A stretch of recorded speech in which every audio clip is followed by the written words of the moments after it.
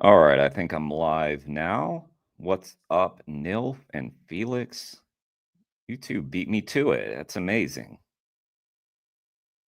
In fact, I hadn't even opened the link yet, and Nilf was already there. Pretty awesome. Well, hang on. I think you win already, to be honest. Alicia's here. Wow, you guys are quick. Quick draw McGraws over here. All right. I've been wanting to watch this video for a while. Haven't watched it yet. Thank you, Alicia. Thank you. Yeah, that was quite the drama. Glad everything worked out. Glad it all worked out. Seems to have. Yeah. Okay. So yeah, like I was saying, I've been wanting to watch this video. It's quite long. I figured let's react to it in, like just this video for the whole stream because it's kind of long. Before we even get started, let me just say, mad respect for David Rams. I would call David a friend. Never met Paul Bashir, never met Tobias Leenaert. Guess I'll figure out his how to pronounce his name at this juncture. This should be interesting. We'll see if I'm swayed at all. I think before we even get started, it would be helpful to know I probably come down where Paul Bashir lands on this. But we'll see. We'll see. We'll see if any of us are swayed. And I'm going to try to keep an open mind for this one. I'm going to try to be open-minded here. One thing I know about David Rams and from watching David and Tobias have a chat, I think that this is going to be productive. They are two very respectful kind of guys. And yeah, let me put my phone on mute. And do that there. I've got my edamame. I've got my Waterloo. We're set. We're set. Hope you guys are having a nice day. Okay. Yeah, let's get started. Maybe I'll do this on 1.25 playback. I don't love speeding up the way that people talk. I don't love it because it affects how they sound. But anyway, this is quite long, so. So today I'm hosting a discussion between two very outspoken vegans who have all— Yeah, I don't like it. Let's just go normal speed. It already messes with the way he sounds. So today I'm hosting a discussion between two very outspoken vegans who have almost the complete opposite views on how we should help animals. Changing the message to, well, just reduce then. Will you at least cut out meat 3 times a week? That not only seems ineffective, but it seems counterproductive. I see taking steps towards going vegan also as successes because I don't know why you would even say that to me. Convincing people, vegans one by one, until we have enough of them, I don't see that happening. Who cares what non-vegans say? This kind of shit actually bothers me. And saying that, like, yeah, the ones who are not ready are not ready, I think that's kind of lame. There's nothing that convinces me that telling people to eat less meat is going to get them to understand the injustice better. I'm here with Paul Bashir, the co-founder of the activism group Anonymous for the Voiceless, and Tobias Leenaert, author of the book How to Create a Vegan Leenaert, okay. How to create a vegan world. Now, to start off with you guys, I'd like you to sort of like warm up a bit and get into the mood, I suppose, to have a big discussion, an important discussion. Could you want each of you to give me like a quick, like 1 to 2 sentence intro for yourself? So Tobias, do you want to start with yours? Yeah, I've been into animal activism, vegan activism for 25 years. Wrote the book you mentioned, co-founder of ProVeg and other initiatives. And I blog at tobiasleenaert.substack.com. Okay, Paul? I've been vegan activist for 13 years now. Started AV roughly 10 years ago now. been heavily involved in street activism. I want to establish something that's really important, that I know you both personally. I call you both friends, and I know that you're both in this for the right reasons, that you both genuinely want to make the world a better place for animals. You want to change the world for animals. But let's give the audience a bit of an idea of what they're in for with your disagreements before we kick into it and give you guys the microphone. Nil. Yeah, without having watched this interview, of course, but having seen David talk to Tobias before, I worry that this is a bit of a defeatist mindset as well. I worry that we are overreacting to people not going vegan fast enough in our minds. And not recognizing that this will take time. I realize it's difficult to cope with the fact that it's taking time because animals are dying right now. But it's just a fact. You're not going to see the results of your activism right away a lot of the time, unless you're involved in pressure campaigning where you sometimes get wins really quickly. And then you have quantifiable, you can see the direct result of what you've done. When it comes to outreach, like Paul's doing, and I guess with Tobias, I don't really know as much about Tobias. You may not know.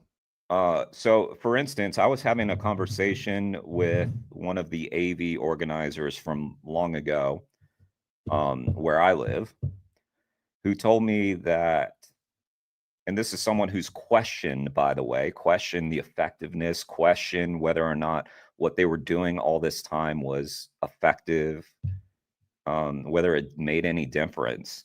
During a Veg Fest, they were having a conversation with some random person who said, during the course of their conversation, oh, it was like 3, 4, I don't remember how long, 5 or whatever years ago, I was walking through downtown and saw all these people with masks.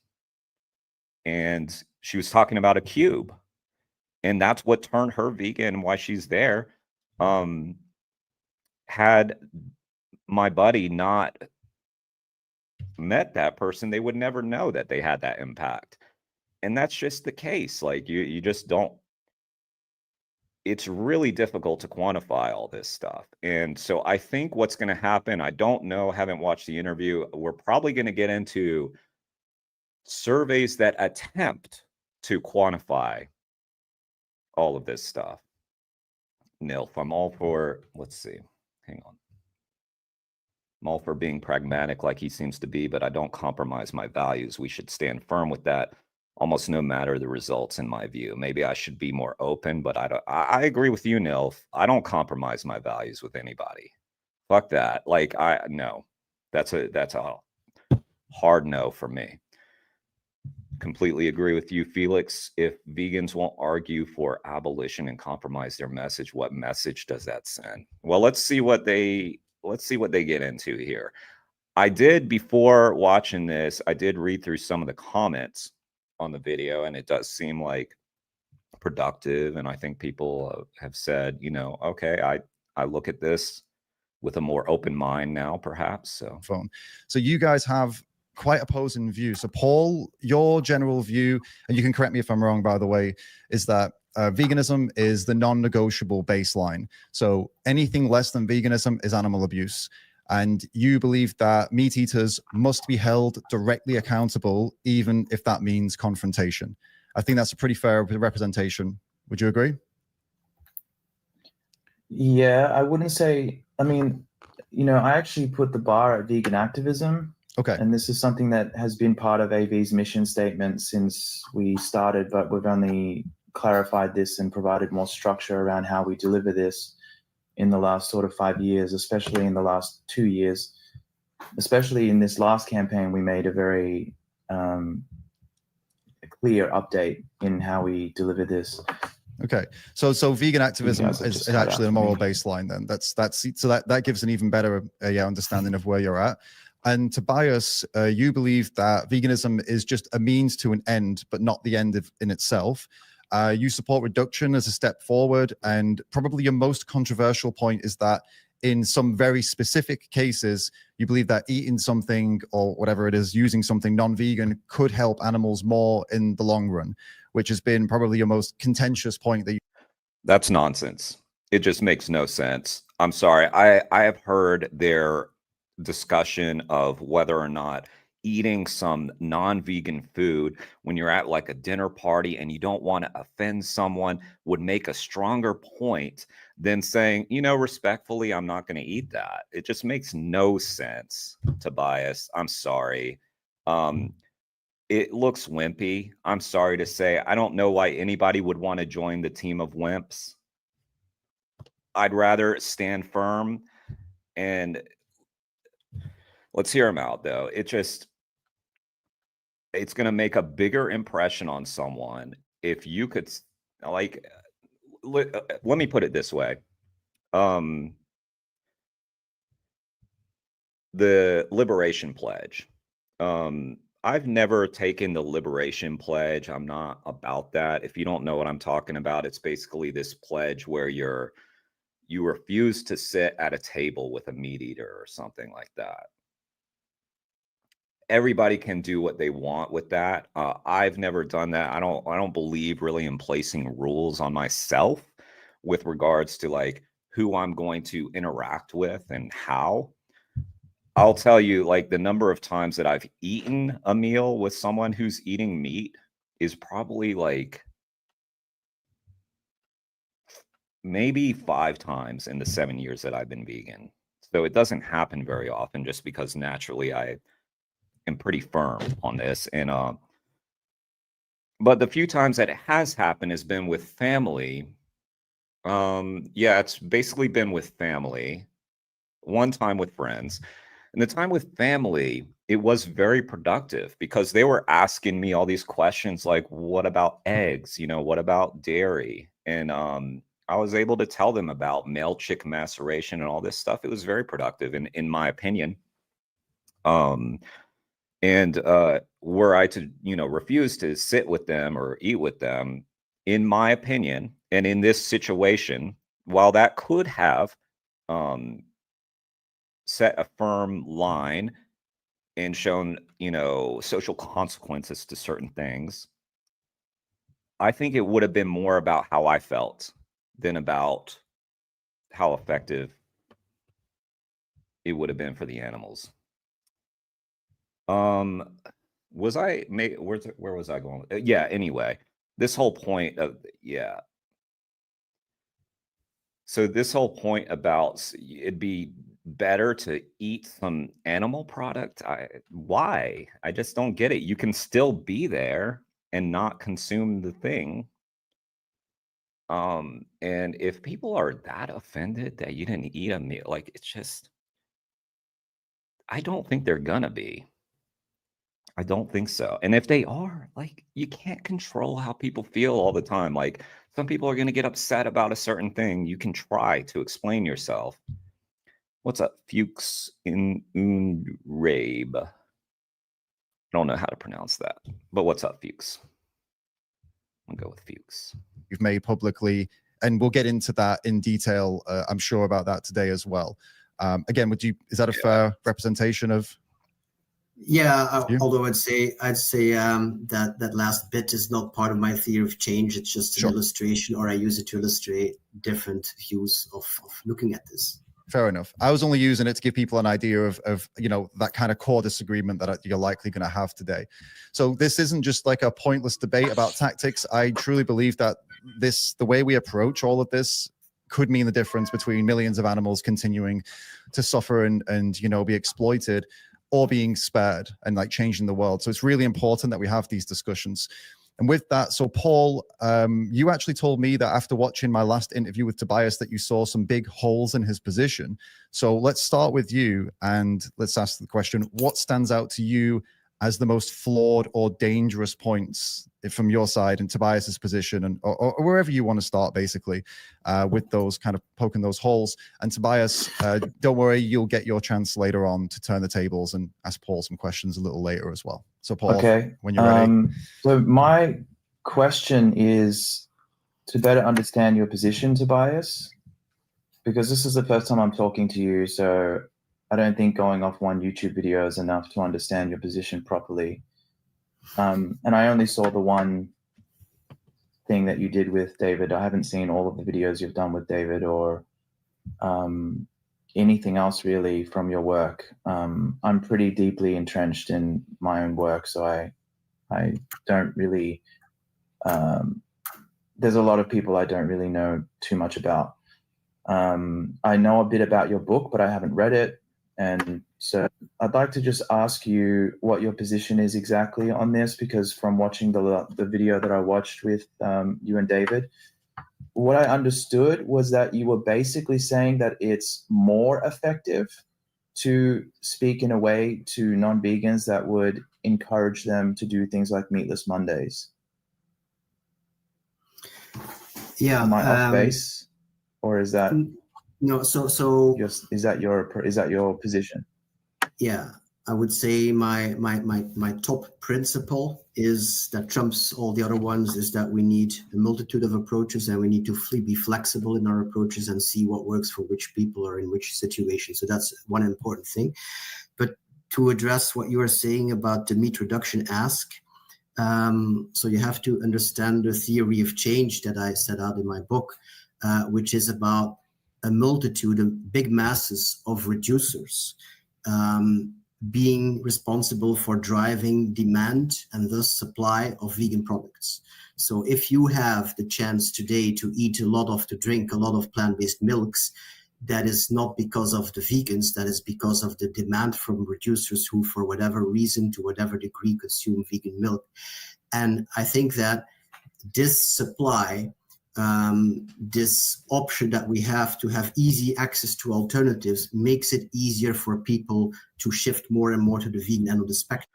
Just real quick, since this is a long video, how's the sound? Is the audio good? Are we in good shape tech-wise? Nilf doing some mac and cheese, vegan cheese, obviously. Good deal. Dennis, what's up? Nice to see you. Briefly here. Appreciate that. Okay. All right, let's continue. And so I think for system change, encouraging many people to reduce is going to get us there faster. And what I ultimately want to do is create a fertile breeding ground for your activism. So what I want to do is have a situation in which people can still much easier than today go vegan, and they don't need all the moral motivation as a start. And so they have already the experience that there are good products and they're qualitative and they're tasty and it's convenient, etc. And then they feel that there's less sacrifice to be made, and then the heart and the mind opens to listen to those animal rights messages that you are quite eloquently often telling them. So I think that to a large extent, it's where you stand depends on where you sit. So whether people can hear the message that you bring to them depends. So far, this is a nice start because I think that Tobias has respect for Paul, which is a great starting point. I don't know if it goes the other way. It probably does not at this moment, but we'll find out.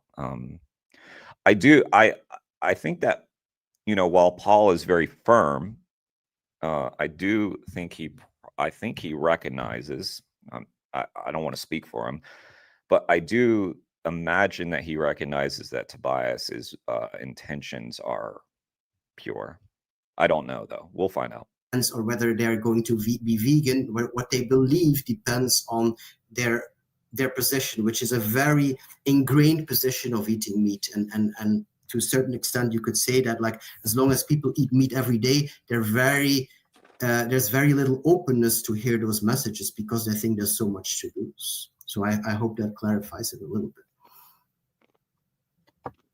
Yeah, I think it does, but I just want to clarify one thing here, which is my specific question about your position is, do you think it's more effective to promote a reducitarian message than it is to promote a direct, truthful message?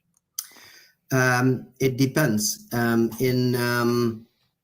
At a large scale, like say you give me $10 million or $1 billion to have like a large advertising campaign, I think I would share a reducitarian message rather than a vegan message at this point in time.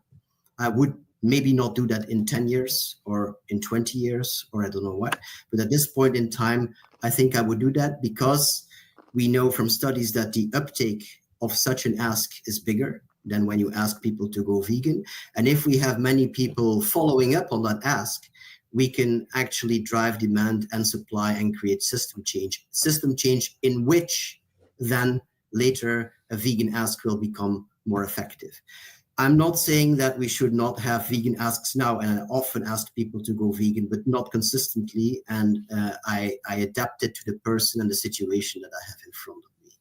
And I don't consider this a betrayal. I consider this what I think is the most effective thing I can do to end animal suffering and exploitation as fast. One point that I made during his talk with David was that there's a lot of assumptions being made by Tobias when he is saying, sure, it's great to tailor your message to what you think is going to be effective to this person.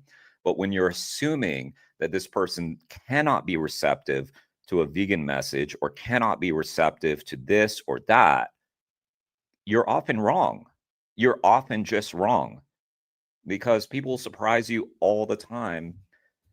And this is where I think probably my biggest disagreement with Tobias and where I side with Paul is that people can handle a blunt message. And if they're going to be a reducitarian person, I just intuitively, from without any surveys, which, you know, and I'm sure we're going to get into all these surveys and find out, oh, you know, a reducitarian message is more effective. I would call into question the veracity of these surveys. But I believe if someone's about to like go and reduce their meat intake, they're probably more likely to do so after meeting Paul than meeting Tobias. And that's just my take on it. I don't know. And I don't think Tobias knows. I don't think Paul knows either. I mean, we're all kind of just like in the dark. Paul's got a lot of experience though talking to people. Yeah, it's just that you don't know who's in front of you. And so I think these assumptions that Tobias is claiming that he makes based on the person, which may be informed assumptions or best guesses, and that's fine, by the way.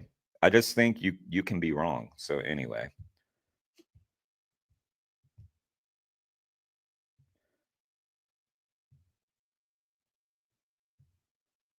Yes, both of these guys are vegans, Dennis. I'm pretty sure. I don't know. I don't think that Tobias says veganism is a diet. I think he's an ethical vegan. I could be wrong. Similar to Paul, I don't know much about Tobias other than what I saw on David's channel, which I realize is not really fair because I know more about Paul than I know about Tobias. I understand him better, I think. Dusk, the sleeper effect is real. Yeah, I mean, they're discussing it in terms of a diet right now. I do think, though, that his goal, Tobias's goal, is pure and is an animal abolition goal. As possible. So my response to that is, are you open to being wrong about the fact that what you're doing creates fertile grounds for my work? Are you open to the fact that it actually makes my work harder? I'm open to I'm open to being wrong, definitely. Yeah, please tell me where you think it it makes you work harder. Okay, so I've spoken to about 30,000 people myself directly on the streets, but my job is to lead and provide a platform for others to speak to. I mean, AV's done over 25,000 cubes around the world in over 1,000 cities. So I'm constantly feeding off people and their feedback in the organization. The work that they're doing on the ground is something I'm vicariously living through because I'm always getting feedback about how the conversations are going and providing leadership and guidance on what they should do to navigate conversations. The outreach element of the cubes is actually, I think, even more important than the art installation itself, the cube itself. But both go hand in hand. And what we find on outreach a lot of the times is we get people that are either vegetarian or one of the Aryans, right? The flexitarians, the reducitarians. And one of the Aryans. That was funny. They're actually harder to talk to than regular non-vegans who have never actually come across the message. Only outreaching to the Aryan race. Before. The reason why is because they feel entitled, and there's only so many times that you can actually bring someone to the table and ask them to do the right thing. I know that I came into this debate knowing that you're going to refer to data and studies a lot. And I know that you do this quite a lot. I mean, based on what I saw in the video with you and Dave. Yeah, so he's going to, I agree. I think we're going to be getting into these survey things. I agree with your comment for, let's see. Yeah, Felix, I agree with you. I think that's counterproductive. That's where I stand right now. Yeah. I don't want the doctors saying we can smoke some cigarettes because they're too scared. Yeah, exactly. That, you know what? This is very interesting. You say this. I saw an interview with Fauci. There was an interview with Anthony Fauci during the height of COVID where he basically admitted that, what did he say? I'm going to misquote this, so don't hold me to this. He basically said that their ask was tailored to what they thought they could get the public to do in terms of, let's not get into the vax thing. It's not the point of this, but in terms of asking, how much they could get people to do in terms of vaccination or something, right? So rather than give people the facts, the science, as it pertained to Fauci's understanding, he was tailoring his message to what he thought the public could do, similar to what Nilf is saying. We don't want the doctors saying, you can smoke some cigarettes because they're scared nobody's going to quit. No, I want my doctor to, if I was a smoker, I would want my doctor to tell me smoking is going to kill you. Stop smoking, period. And if that leads to me reducing my smoking, then so be it. But saying, it'd be better if you smoked less cigarettes is going to tell me, oh, it's fine. It's fine. Yeah. What is less? How do we define less? One fewer? So anyway. Yeah. Good point, Nilf. Good point. 1 point for Paul Bashir. 0 for Tobias so far. But I'll give Tobias a point for being so far very reasonable, respectful. I'm going to say 2-1. I'm gonna keep score. It's 2-1, Paul. David. 2-1. I don't know why. But when you're out there in the real world actually doing the activism, this is what we're getting. We're getting more people than not. I would say 80% of the people that have come across some kind of plant-based reduced message, their friends are plant-based, they've told them to eat less. It is important that we tally this up mathematically for Tobias because he wants the data. Meat or message. I'd say 80% of the people that have come across some kind of plant-based reduced message, their friends are plant-based, they've told them to eat less meat, or they heard from somebody that did it for weight loss, so they're trying it out, and Meatless Mondays was happening at their workplace, so they joined in, or whatever it was. These people feel entitled because they feel like they're already doing enough. They're not as receptive and they're not as open as people who have never come across this message before. That's generally our experience. Yeah. So I think there's truth in what you're saying, in that there can be an effect of complacency. So like when we advocate for reduction or whatever, then some people can definitely get the impression that's like reduction is okay and they can be part-time animal eaters or whatever. I think that Hang on. I just want to mention that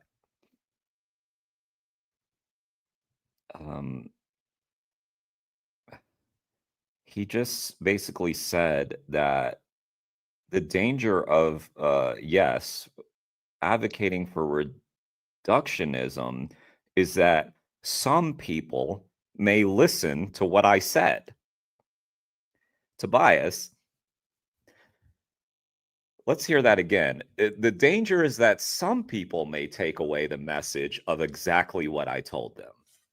difference. Sorry, let me go back. For an effect of, I think there's truth in what you're saying, in that there can be an effect of complacency. So like when we advocate for reduction or whatever, then some people can definitely get the impression that's like reduction is okay and they can be part. When we advocate for reduction, some people might get the impression that reduction is okay. Do you understand where you're falling flat here, Tobias?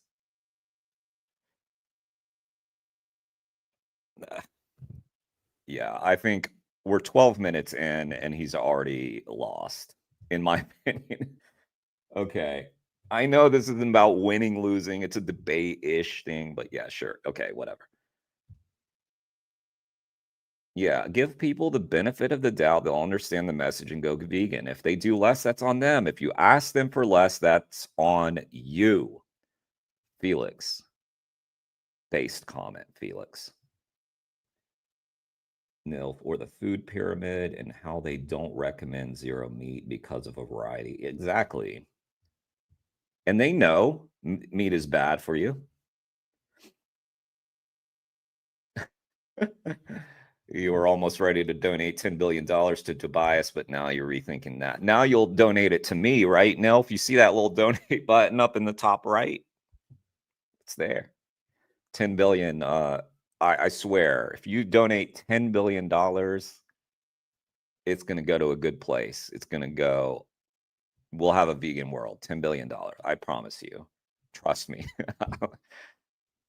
Trust me, Nil. Part-time animal eaters or whatever. I think the difference between you and me is that I see a large percentage of, or a large share of reducers as a win. I think you have like this. Well, no.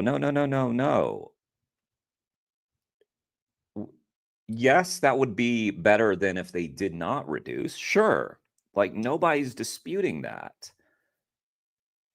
We're not talking about the end result, though. We're talking about what, at this precise moment, we're talking about what you're asking them to do and whether that would lead to that end result. So I don't want to put words in Paul's mouth, but I think he would recognize that a billion people reducing meat versus a billion people not reducing their meat would be a net plus. I hope that's his perspective. Anyway, all or nothing stance where only a vegan is good or a vegan activist is good. I see a mass of reducers. No, he's not understanding. Contributing to the solution. So I'm not despairing when I see, I mean, people have to really do it. I mean, there's definitely people who say like, I'm already reducing and they're not doing anything. But there's definitely quite an amount. I just heard 50% in UK, for instance, quite an amount of people who are reducing. And if you all do that together, then I think that is systemic change and is leading to more change. And I don't think that we need to convince people one by one to go vegan. I think that if we have, and I don't know what these numbers are, but if we have a certain percentage of people that are a certain percentage vegan, then the system will topple and things will take care of themselves. So I'm not looking just at the number of vegans and how difficult or how easy it is to make people vegan. I think that's one part of the puzzle, but there's other parts of the puzzle which I think are basically more important still. Yeah, well, I mean, you've made this claim that if you had $1 billion to put into one approach right now, you would put it into reducitarian messages. But that's literally all the vegan movement has been about since it began, pretty much. I don't see how now is any different. Well, I don't understand that. I don't know. Don't agree with Paul on that. Who says that the whole vegan movement has been about reducitarian messages? Not the vegan movement I'm a part of. To 30 years ago. I mean, I think since 2010, roughly, we've had like mostly reducitarian messages. And even since 2010, you know, there's been mostly of, I would say most of the vegan movement is reducitarian messages and welfare messages. I don't think so.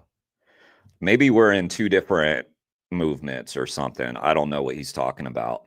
I mean, when I started activism, it was cubes, so I'm in that camp, I guess. It was cubes and vigils and then direct action everywhere stuff. And, but I don't know what he means. Who's advocating reducitarianism other than Tobias and some other people? Maybe the Humane League or some. I don't know what he means. I don't know.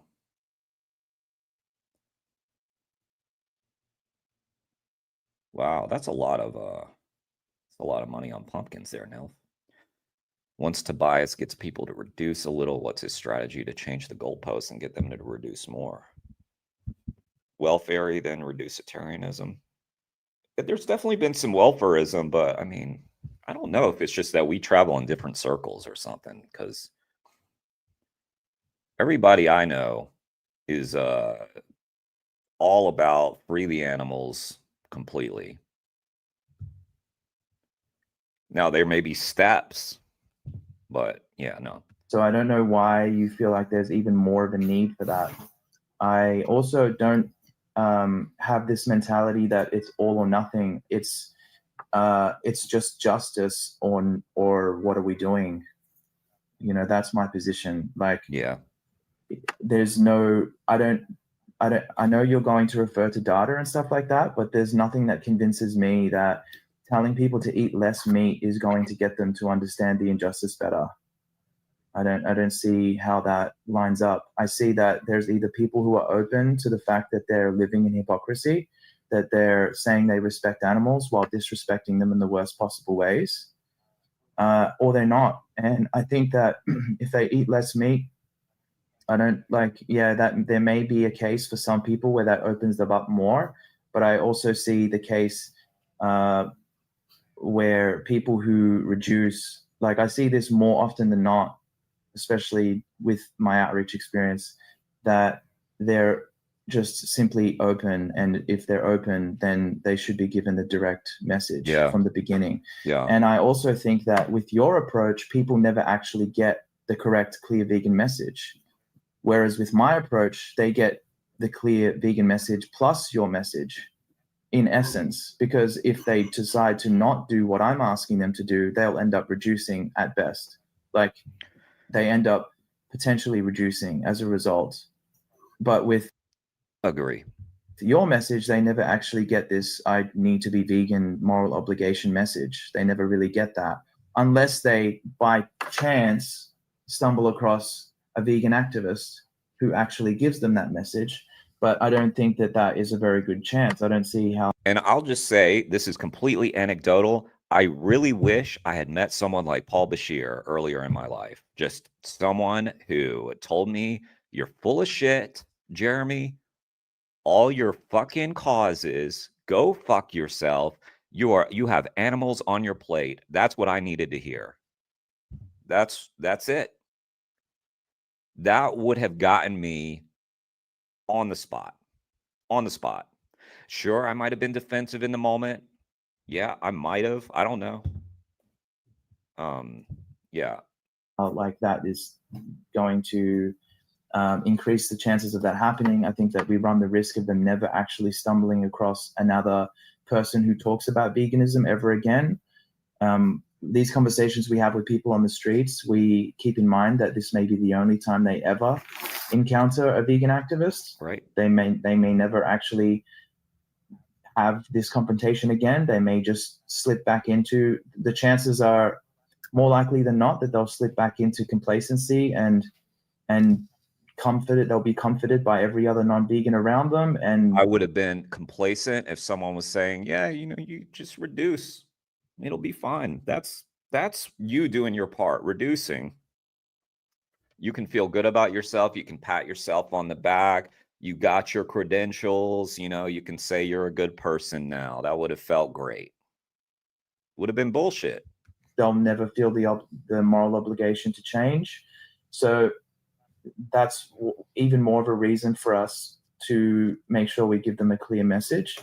And at the end of the day, there's so many things I want to cover here, but at the end of the day, I don't see how it's a convincing argument to suggest that it makes it easier for my work when most of the people we talk to who say they're doing something, I mean, vegetarian is the classic reducitarian stance. It's not a justice position. It has nothing to do with ethics, even though some people think they're doing it for animals. But the creation of the vegetarian of that position, if you want to call it that, is literally done in a misguided fashion. It wasn't done to end an injustice. Vegetarian. During the same conversation that I was having with the former AV Cube organizer buddy of mine, who was talking about how they met that person who said, yeah, I encountered a cube, like 5, 6, whatever years ago and went vegan. I was sharing that, we were talking about basically the concept that progress is slow. And yet we're talking about, we had been in this little diner in a not very traversed area, right? And on the menu was a vegan breakfast bagel that you could get, or vegan breakfast sandwich, whatever. And I was pointing out, the word now was vegan. It wasn't vegetarian. It wasn't the vegetarian breakfast bagel. And, I feel like that is, again, this is very anecdotal, and that's pretty much what we have to go by. But that alone is a shift from where you would have been like 20 years ago, where you've got the vegan option, not the vegetarian bullshit. And I know you see vegetarians still all over the place, but that's shifting. And is a diet, and it reduces one form of animal exploitation from your diet. So it's the classic reducitarian stance. And vegetarians have existed long before vegans, and vegetarians have been allied with vegans even in the vegan movement. A lot of vegans have allied themselves with vegetarians. So in a lot of ways, the vegetarian position has been made credible. It's been validated by many vegans. It's definitely the more dominant class, let's say, within the world. Like, we have more vegetarians than we do. And that's what I'm saying is shifting. Vegans, apparently, from the stats I've seen and from the amount of people I talk to on the streets, this seems slowly shifting, by the way. It will take time, and that sucks, but it's reality. And if anybody could wave a magic wand and turn the world vegan, we'd already have that happened. So I mean, this is going to be a bit of a slight to everybody, but everybody who thinks that they have the magic solution, if they would have had that, they'd have already done it. Unless the magic solution doesn't exist and has to take time. So if the magic solution does exist and it just can't work overnight, as we are aware that is the case, then yes, it will take time, and you cannot overanalyze the fact that it's taking time, because you just don't know always the impact. And yes, it is great to analyze, make sure we're doing things effectively, make sure that we're not wasting our time. For sure, that's a good thing to do. But over analyzing it and saying, why didn't the world turn vegan in 1 year? I went vegan 7 years ago, and 6 years, 7 years later, the world's still not vegan. Well, that's because it takes time. I didn't expect the world to be vegan in 7 years. And I feel like some people overanalyze things because they see that they've done this form of activism for this long, but all the restaurants in their area aren't vegan yet. And some of the vegan restaurants closed down because the economy sucks. And sometimes veganism just doesn't strike in a certain place. But it is, whoever said it, I think it was Felix, Nilf, both of you, correctly identified this as defeatism. That's all I think we're dealing with right now, is just straight up defeatism. And look, the animal ag industry wants us defeated. Okay, fuck that. I am not defeated. I'm not gonna be defeated. You're gonna be defeated, animal ag bitches. You're gonna be defeated. So yeah, just make sure you understand that. Okay. All right, let me catch up on the chat.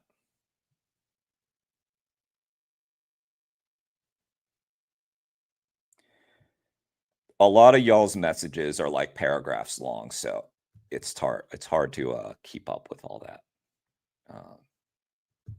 But I'll just continue. Seems to be true. So how is it making it easier for us? By the way, I'm not saying don't send those messages. I'm just saying it's harder for me to follow them. You guys discussing probably with Dennis as usual. Dennis getting into it. Classic Dennis. Should be going vegans in droves. So Dennis, you're fine. I like you, Dennis. Go vegan, by the way. God damn it, vegan. I mean, Dennis, go vegan. What the hell is? I don't see that. And from shit. like we have more vegetarians and we do. Hey, Dennis, what if you reduced meat? Would that help? Let's try Tobias's approach. Dennis, how about meatless Mondays? Try that. Vegans, apparently, from the stats I've seen and from the amount of people I talk to on the streets, this seems to be true. So how is it making it easier for us? All these vegetarians should be going vegans in droves. But I don't see that happening. I see them being very pompous when we talk to them. They turn their nose up and they feel like, who are you to tell me any different? I have been vegetarian longer than you've been vegan, so why should I change? This is usually the attitude we get. Tobias, just before you respond, I just want to clarify something. Paul, you referred a couple of times to justice and that this being veganism being about justice. Just so we're not talking past anybody who might be coming across this video as, maybe not even vegan, could you briefly explain why it's a justice issue? Yeah, sure. So I don't see veganism as a reduction of suffering movement. I actually think that misses the point completely. And veganism is essentially an abolitionist stance. It's inherently an abolitionist stance. So veganism is the abolition of human supremacy. And that's why I'm saying it makes it even harder to reverse that psychosis that people have. I just want to point out, Dennis, you have a tendency to suck all the life into your sphere when we're doing a live stream. Everybody starts talking to you about this thing, and I see paragraph after paragraph after paragraph after paragraph after paragraph after paragraph of you coping and analyzing why you're not vegan, why there's this thing. Can you just like I said in the stream yesterday, we were at the sanctuary. It's just the amount of energy you have to expend to not be nice to animals. Can you just simplify this down? Can we break this down to one simple phrase? Be nice to animals. That's it. That's all you need. That's all you need, Dennis. All this cope, all this paragraph after paragraph of analyzing this, nitpicking this, blah, blah, blah, this or that, or this or that, or this or that. My God, my brain is struggling. It's just like, Jesus Christ. Too much, too much. I mean, if you want to spend your time debating in my chat with every vegan that wants you to go vegan, do you realize you could just be vegan? Dennis, come on. People are walking around thinking we're so important, we're so special, that we're not even animals. A lot of people think we're not even animals. I get exhausted not even reading through it because I see it's just too long. All the shit's just too long. I get exhausted just seeing how much it is. It's just like, Jesus Christ. Guys, let me tell you something. If you're in a discussion or a debate with someone where you're sending like paragraphs long things, nobody's reading it. Okay? Simplify. It's like when people are trolling, right? Sometimes I'll write, like, I'll make a video, right? Like a clip or some clip thing, right? And I'll get like the billion trolls, right? That are writing like fucking pages long, fucking Tolstoy length messages on my thing, and I'll write back thanks. Or like 2 sentences, like at max 2 sentences. I'm not spending that kind of time. Nobody's reading your shit. Okay? Maybe y'all are, because you're doing it. You're working on Dennis. But that's how important and special we think we are. Then they also think that other animals are not even victims. Like, they're victimized to such a degree that they're not even considered victims. This is a problem with the way people view animals, and human supremacism is that program. That's the operating system, essentially. no. And get rid, Louis. That's a Louis. No, Louis. No. For some reason, I got very happy when I saw Maximally Sophist here. You broke the tension. There was some tension building, wasn't there? I was calling some people out. Mary, what's up? Yeah, exactly. They're not paying attention to the subject matter. Yesterday, I was like, can we stop this shit? Nobody was listening to me. Nobody was listening. I was like, can we have a little respect for the animals who are rescued and not talk about eating them while we're here watching animals in a sanctuary? Leave that for the Trump trolls. We had like a bunch of Trump bullshit trolls yesterday. Let them talk about steak and make fools of themselves. Like, let's be above that shit. Let's recognize the solemnity of these places. These places are solemn, you know? It's I don't know. So, including, I wasn't paying attention because of this shit. I wasn't paying attention to Paul. Let's back it up. Back it up. Back it up. We are. A lot of people think we're not even animals. To reverse that psychosis that people have, you know, a lot of people are walking around thinking we're so important, we're so special, that we're not even animals. A lot of people think we're not even animals. That's how important and special we think we are. Then they also think that other animals are not even victims. Like, they're victimized to such a degree that they're not even considered victims. This is a problem with the way people view animals, and human supremacism is that program. That's the operating system, essentially. And And so in order to dismantle human supremacy, I don't think that like promoting a reduction of suffering is going to address that. I think that the definition of veganism touches on the fact that this is a justice movement very clearly. It's the ethical principle that humans should live without exploiting other animals. And that the word should, touches on the fact that this is something that you have to reject, that this is an injustice. When there's a should involved, that means that there's a good and a bad involved. Point, Paul. And the should implies you should be good. You should do the good thing. So in essence, this is a justice movement. And yeah, that's why I think a lot of people were upset with the position that you seem to hold, which is that it's okay to promote less exploitation, less supremacism.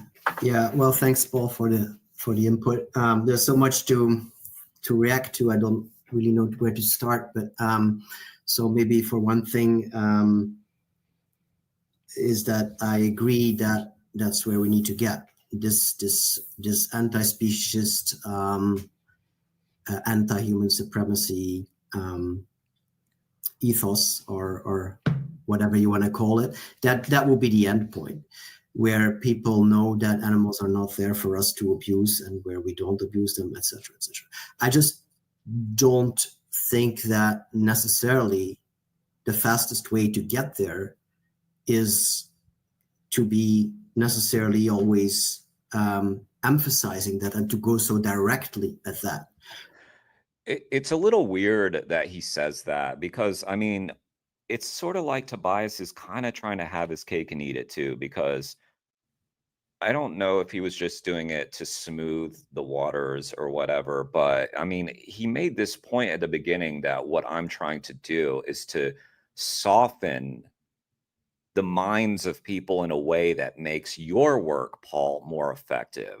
So in a way, he concedes that Paul's message is important and that we need to do that. And it's almost like he views, at least according to his description of what was going on, he views his role as to soften the people up for activists like Paul.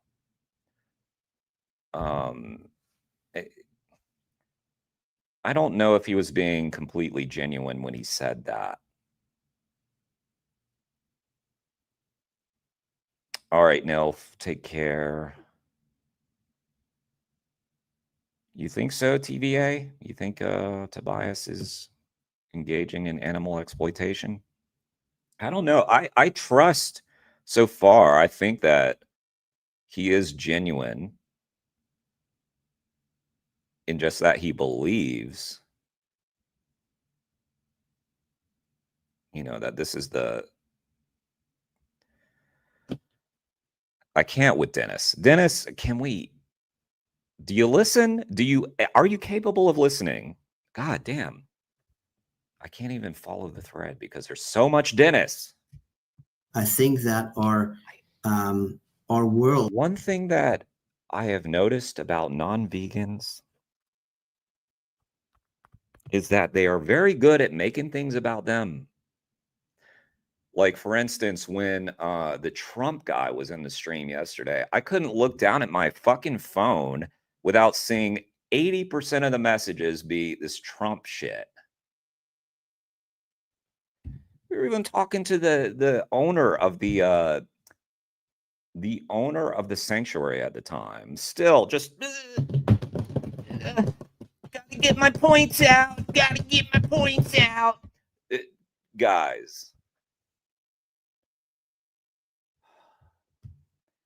just spend more time listening, Dennis. That is my advice. It just too much cope, too much mental anguish. I'm going to stop engaging on it. Our system is just too entrenched in the use of animals for people to get that. I mean, it's very hard for people to see certain things as long as they're like really ingrained in it, as long as they're profiting from it, as long as they're like having some really big advantages of it. Then there is motivated reasoning. Then people will try to find a way to not believe what you are saying. And so my strategy is to take away that dependence or perceived dependence on animal abuse, right?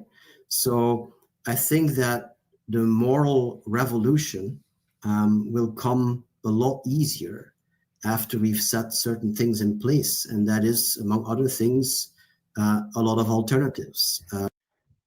Okay, first of all, this moral revolution that you're talking about, you're claiming that this will be easier to do as long as we have alternatives in place. Newsflash, Tobias, the alternatives are in place. Okay, you can go in most grocery stores have produce, they have pasta. Hell, most of them these days have at least one of the things, like a fucking Beyond Burger or something. Most of them, it's weird now. Sometimes, yes, I will sometimes go into a grocery store and they won't have some kind of like, like a So Delicious ice cream or something. Sure. Yes, I get there are food deserts. I get it, Tobias. Yes, there are places where you can go where you won't find the vegan alternative, but the point is those stores still are massively vegan. If you stop thinking in terms of what is the vegan meat alternative and you realize every gas station has a fucking bag of peanuts or sunflower seeds or Oreos. Wait, are Oreos no longer I heard something about Oreos not being vegan anymore. One of the Doritos is vegan or something. I just, yes. Would it be great if every store had Beyond Burgers or Impossible Whopper or whatever the fuck? Yes. The alternatives are in place. So this world that you're imagining, yes, would it be better if we had that in every store? Yes, but every store has something vegan in it. I have never seen a store that didn't have like one thing in it that was vegan, including all these airports that people talk about. Is traveling so hard. Well, go buy you some Chex Mix or fucking some raisins from the store at the airport. And if you don't have food at the airport, then bring your food. Bring your own shit and then get a water. Tired of people. Tired of them. Tobias, I think you mean well. I think you whiff a little bit on this, but I think you're a good dude. I think you're, so far, nice discussion. My God, I'm going to have to stop talking or else this is going to take 5 hours. Okay, I'll shut up. Changes of norms, changes of maybe some laws. Of course, I click on the chat to see a paragraph from Dennis. So telling people Jesus like Christ. This is an injustice and you can't participate in it, I'm sure it will work for some people. I'm sure it doesn't work for most people or for many other people. What makes you so sure of that, though? Because you aren't out on the streets doing the cubes like we are doing them, right? I know that you've attended some cubes, but, well, I'm not sure how many, actually. How many cubes have you actually attended? Oh, just a couple, but I've done street activism before you existed, different ways. So I've talked to many people on streets before I got into more institutional activism. So, I would say that. Okay, so based on your activism on the streets, you're not seeing those results, but are you open to being wrong about that? I am open, because just we are. Yeah. Real quick, so most activists don't see the immediate result of their activism, and you just have to be okay with that. That's just a fact of activism. Yeah. You're often setting things, it's kind of like what Tobias is talking about. You're setting things up for the next person. Or it happened and you're not going to find out about it. And you have to be okay with that. So it's not just based on my own activism, it's also based on what I'm reading from what people are doing with certain messaging. It's based on what I'm hearing also a lot of people saying actually from anonymous groups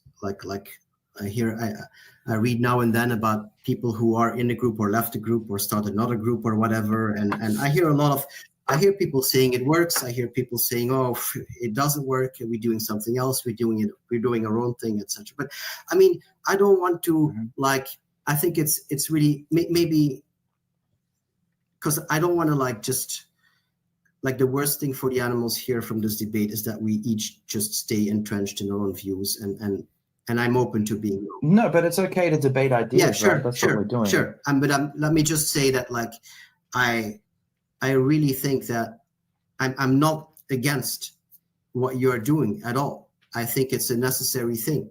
I think that that the idea of trying to pre-select people, the ones you can talk to, the ones you can't talk to, by the ones by who arrives at you, who comes to you, is a smart thing, and that can work.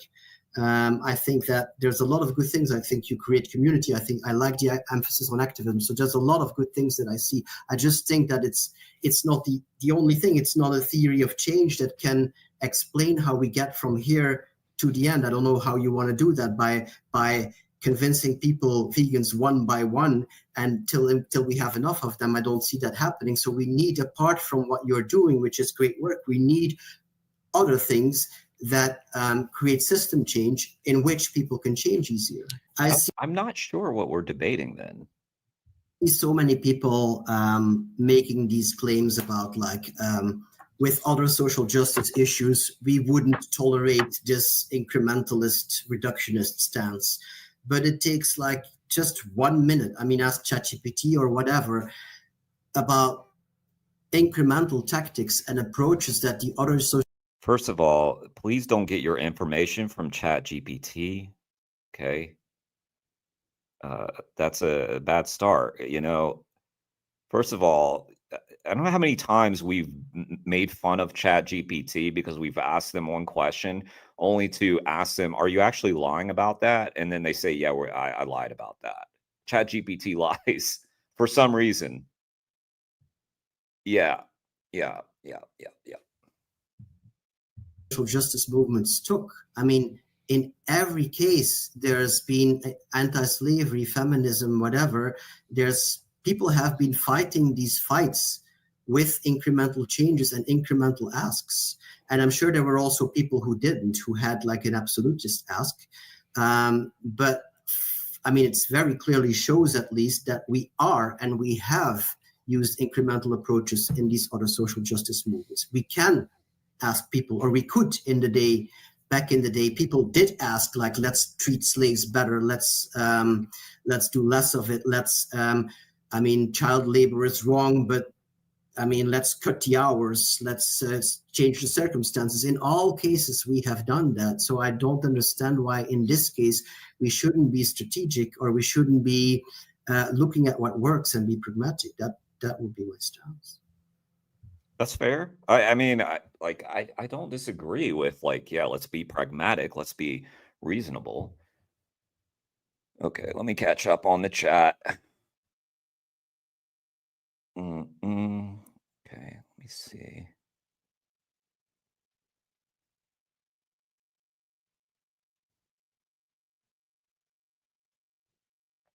Bretta, you watched A44 today. It was slightly better than you'd expected. Nice. I would watch that tonight, except that Djokovic is playing, and I'm going to watch Djokovic in the US Open, plant-based athlete.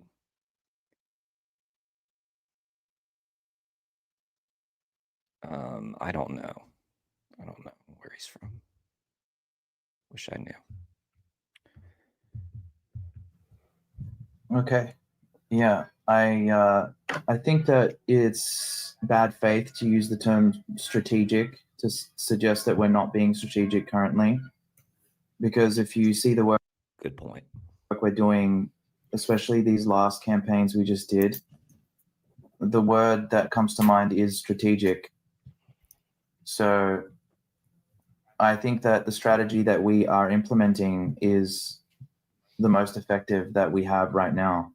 I think that the case that you're making, that we should look at other justice movements and how they've succeeded, I think that you've also made the case to couple that. You've also made the case that, you know, this injustice is more intertwined and entrenched in culture and in society than any other.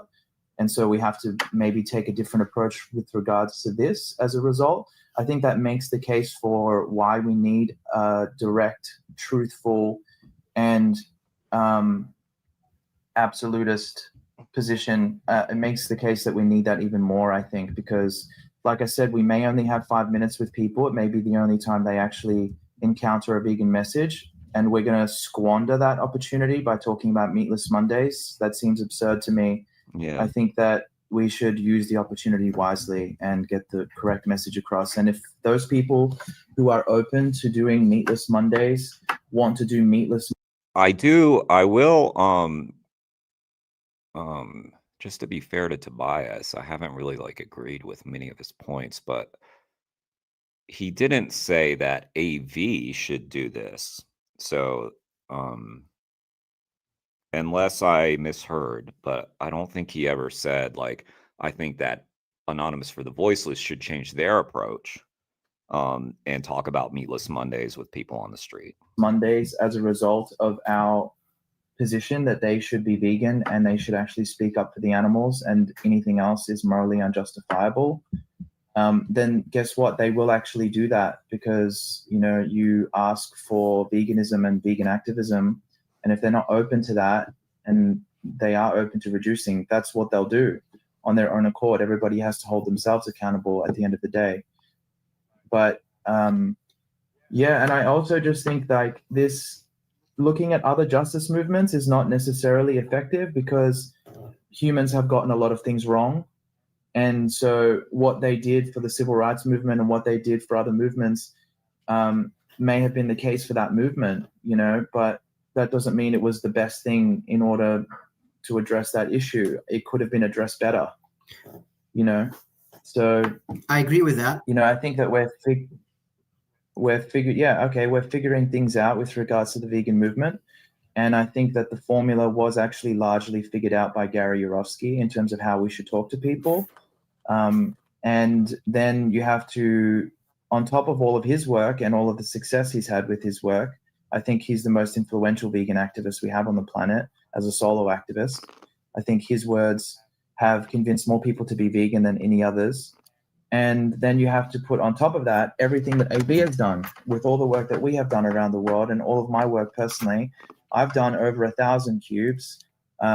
And these campaigns that we're doing really push the envelope with regards to how we work as an organization, and on the individual level, how sharp we are and how effective we are. We actually do. I know that you're a man of data, so we actually do have data to show for the work. And you may, at the end of all this, if I quote you all of these stats, you may say it's anecdotal. You may say Gary Yourofsky's work is anecdotal. But I think that these anecdotes are extremely important to look at, because you've said some things already on this recording so far that sound like you're saying that it's not as effective to focus on what we're doing. You're saying that by giving people a clear, direct message, we'll not get as many people. Yeah, again, he's trying to have his cake and eat it too. He's trying to say that, you know, with what he said with the $10 billion question, right? If I had $10 billion and I had an ad campaign, I'd go reducitarian. But at the same time, I'm trying to make your work easier. It's kind of trying to say both things, which doesn't make a ton of sense. I mean, maybe it does. I don't know. But the $10 billion question did reveal basically what he views as the most effective, which is fine. That's fine for him to have that view, but he should be upfront about it. And he's sort of not. I don't know why he's not standing on his position more in the way that Paul is. I think he's trying to be polite, but he should just be direct.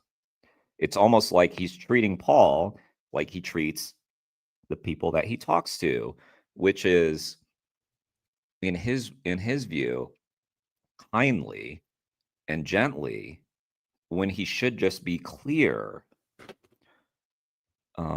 because people can see through it, people who are smart enough.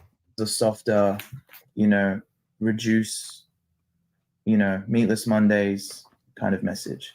I don't understand how you can come off as confident saying that, because for 2 or 3 years, and David, you'll know this because you were a part of AV when this was the case, we had an open source outreach program. Essentially, people could just show up to Cubes and kind of just say whatever they wanted and get away with it.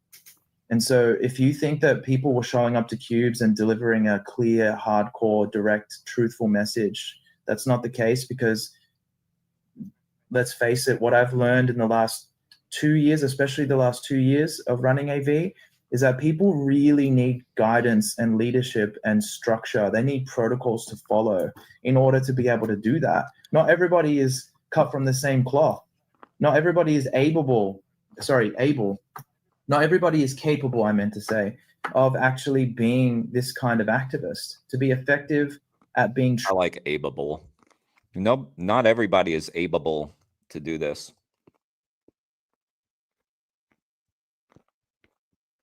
Thank you, Tammy.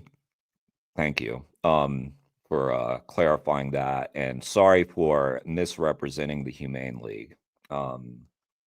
When I said that, I did want to say, please don't quote me on that, because I was wrong. Thank you, Tammy. There are certain groups that I think that have used the word humane in their title that maybe had that stance. I don't really know. Yeah. Thanks for being here, Tammy. So yeah, by the way, speaking of the Humane League, it's hard for me to keep track of all the orgs because there's so many, but when it comes to the Humane League, I've usually seen them associated with wins. So let's just point that out. Big wins.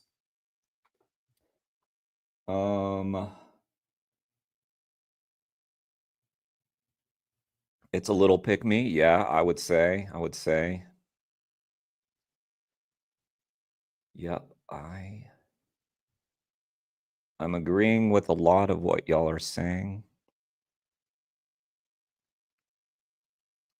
I'm seeing more paragraphs from Dennis, so I can't read through all that, but truthful. And you referred to me speaking eloquently earlier, and that's something that not everybody's able to do, actually, with their words, to command attention, to control the conversation, to hold people accountable in the face of, social comfort, which we're social creatures. So we are attracted to social comfort.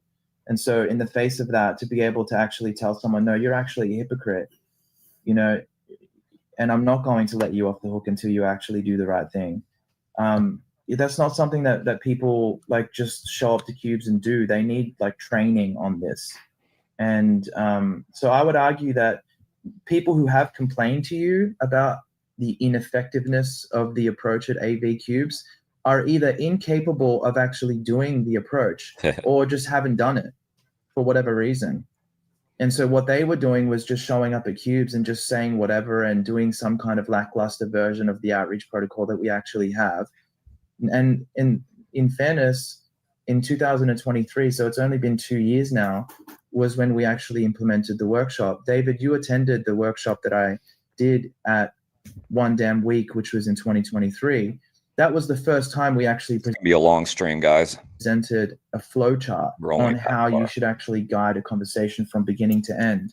Before that, nobody had actual steps to follow.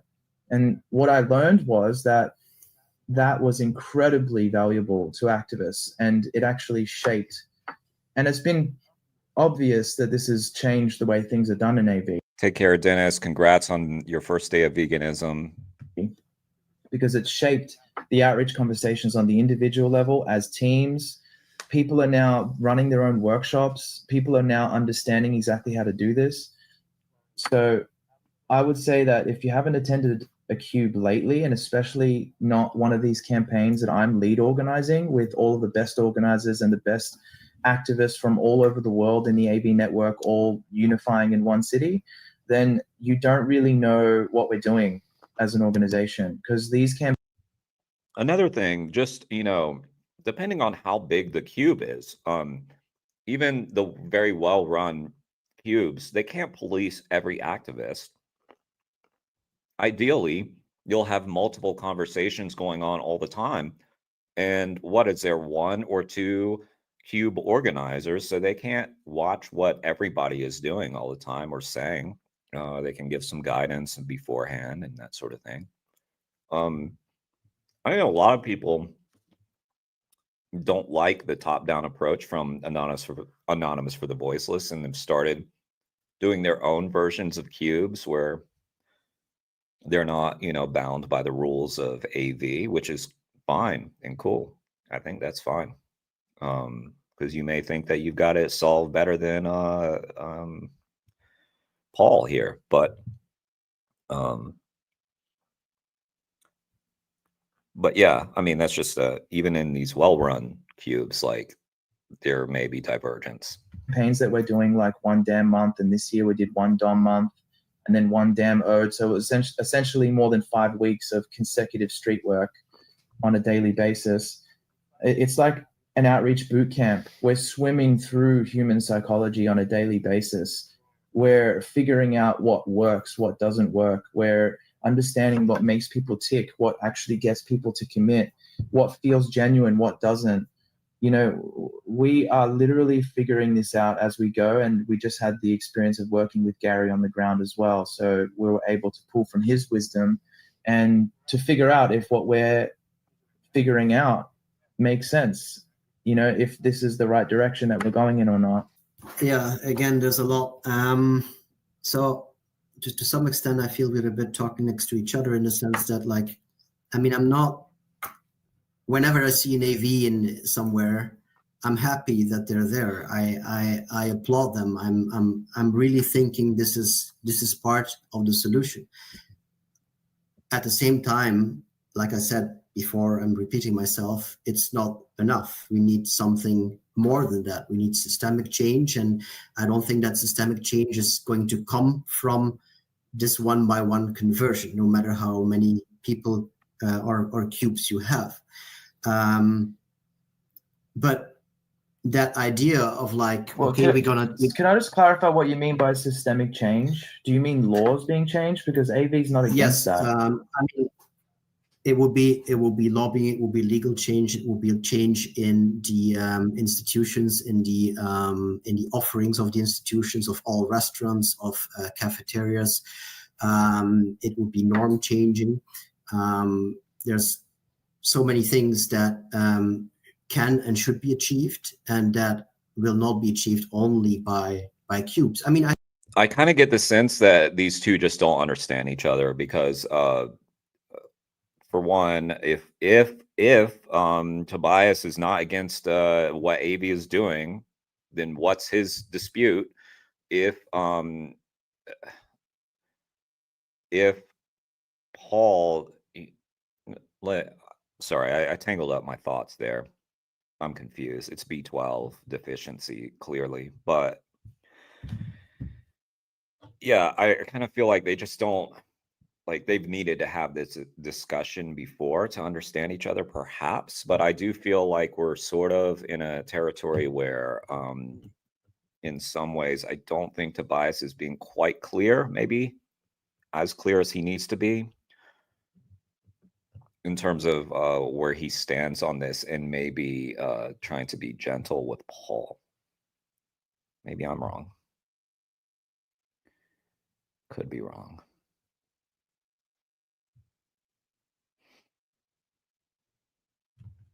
Okay. I think I mean, I'm fine with you saying that you think that your outreach is the best we have, but I would assume that you don't think it's the only thing we should do. Yeah. No, but this is not what we're discussing. We're discussing about how we should communicate. I mean, at least I thought we were discussing how we should communicate the vegan message to people. So Yes. I'm not talking about like programs at some school to change the cafeteria menu to whatever. This is not what I'm talking about, and I've never once opposed any of that. Yeah. So I'm when saying that when it comes to doing outreach. Yeah. Go ahead. So again, they don't even know what they're talking about in a way. I mean, they don't know what the discussion is. I think Paul is right. Tobias is kind of, I think never mind. I don't know what when I'm talking about reduction, I'm mainly talk about reduction in terms of institutional messaging, not so much one by one. I'm perfectly fine if you want to do one by one and have that very clear message. However, but that's not your position, is it, Tobias? It's not. I don't think so. Since you say that you will only get to a certain amount of people, I would say like, okay, there's other people that can be got to in other ways. And I would say like, why not try that? You say that like, yeah, if people are not open, they're not open. I don't think that's correct. I think they're not open to a certain message, but they might be open to other things. And if you only see openness to going vegan and going vegan as a success, then I can understand you. But I see taking steps towards going vegan also as successes, because I mean, we know that people generally proceed in phases and not overnight. So a reducer does, I mean, according to research, does have a bigger chance to become a vegetarian or a vegan and whatever. So if we can get people to reduce, that is a good step for more. And I mean, there's so many people also, for instance, that I meet in talks, etc., that have started for health reasons. And I believe you got into that as well for health reasons at some point, right? You studied medicine or whatever. So people are open and interested in different things. And I would say, like, if I imagine myself as the pig in the crate and I was looking at activists, I would want the activists I would, as the pig, I wouldn't care if the activist talks about justice. I would care about whatever gets me out of the crate. And that could be other messaging, and it could be slower, it could be less direct than what you're doing, but as long as it moves the needle.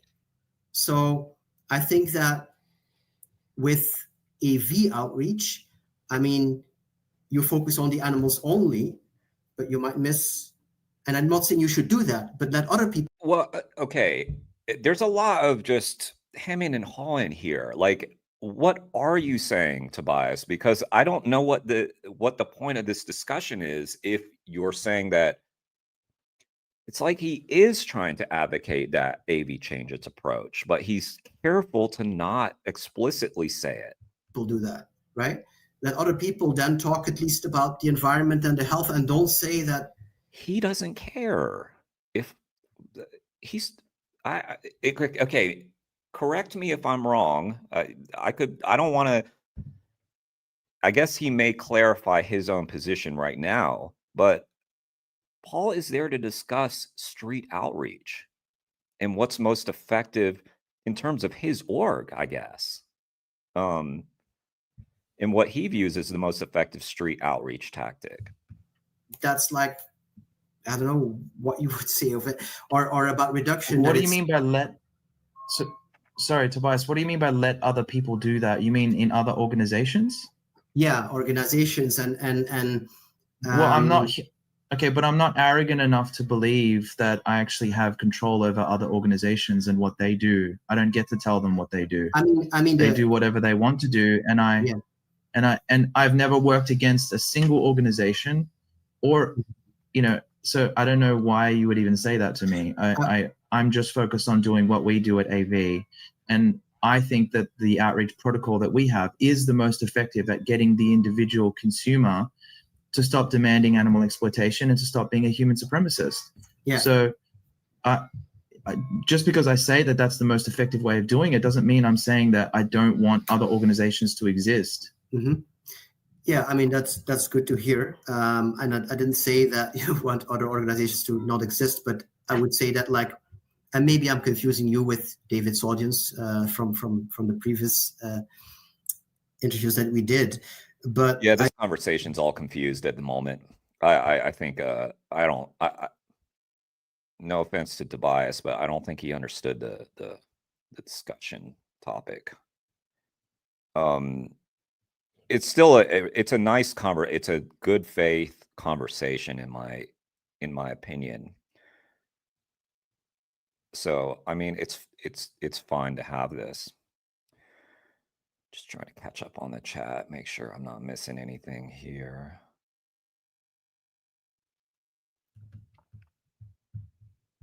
I see so many people criticizing these other so-called non-abolitionist approaches or incremental approaches, and criticizing them in an actually mean way often, etc. And I don't know why that is necessary. Why we can't see that these things do need to coexist. If you're worried about how people talk in the YouTube comments section, you just have to grow thicker skin, honestly, because people are mean all the time. Like, and sometimes they just sound mean. They don't even intend it to be mean. You know, it happens. It happens. And then people react and it gets even more heated. And I think the problem lies with you and others maybe seeing this thing as like, yeah, if we don't talk about the justice or the injustice, then we are not doing the animals a service. And that No, he's right about that. You aren't doing them a service if you don't talk about the main point of it, I believe. That doesn't mean don't try when someone... Okay.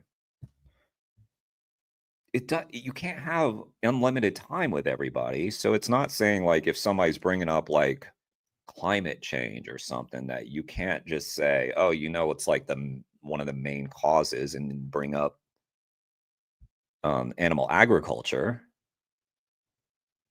He's never said that. So I don't understand this. But yes, if you're taking a specific approach and you're not bringing around to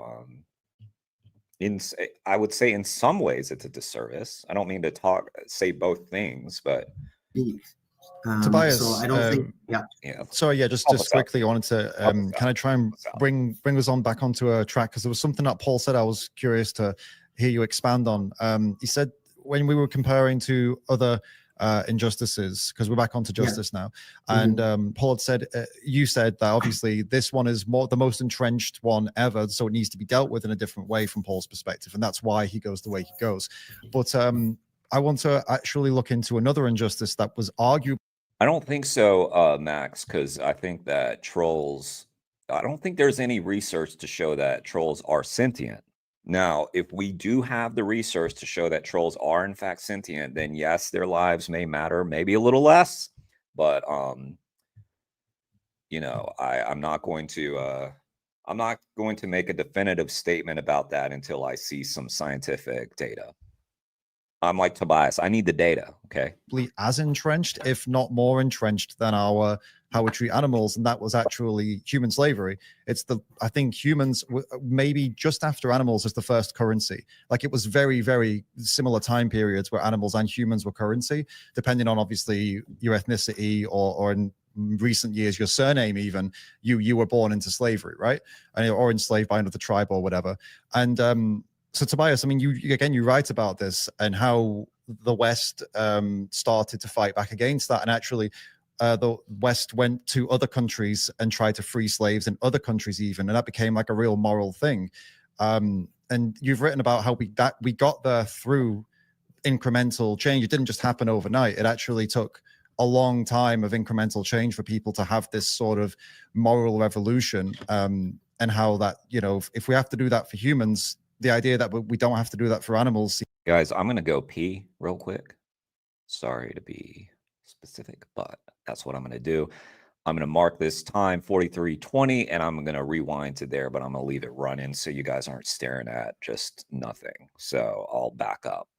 Seems a little naive, right? So could you get into that as a discussion? I'd love to hear what Paul Paul's take on that is as well, and that seems like a kind of juicier way for us to go, because I don't think you're not criticizing AV, so I don't know if that's a useful thing for us to keep discussing. So you're actually supportive of AV.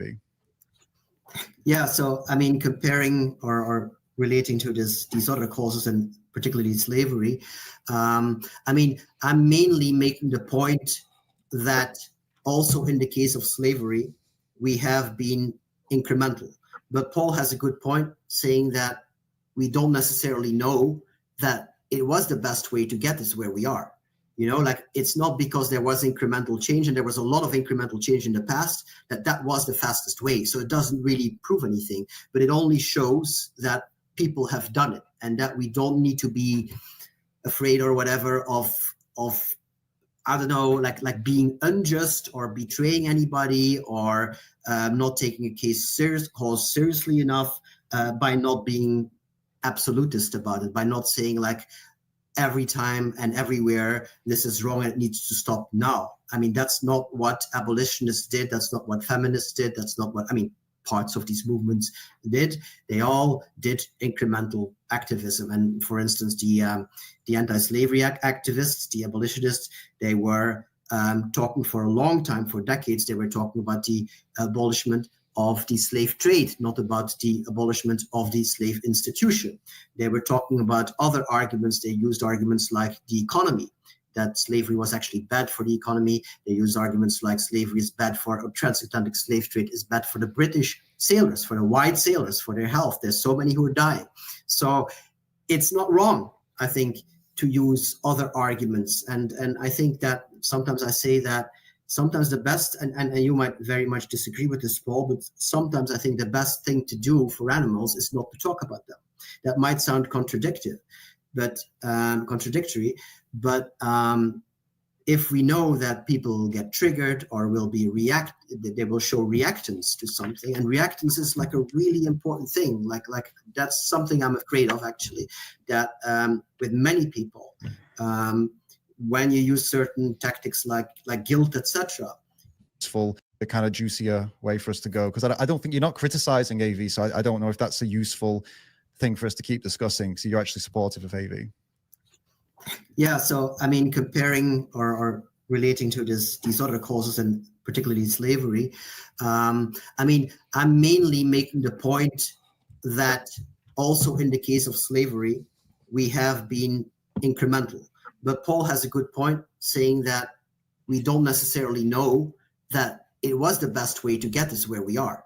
You know, like, it's not because there was incremental change, and there was a lot of incremental change in the past, that was the fastest way. So it doesn't really prove anything, but it only shows that people have done it, and that we don't need to be afraid or whatever of I don't know, like being unjust or betraying anybody, or not taking a cause seriously enough, by not being absolutist about it, by not saying like every time and everywhere this is wrong and it needs to stop now. I mean, that's not what abolitionists did. That's not what feminists did. That's not what, I mean, parts of these movements did.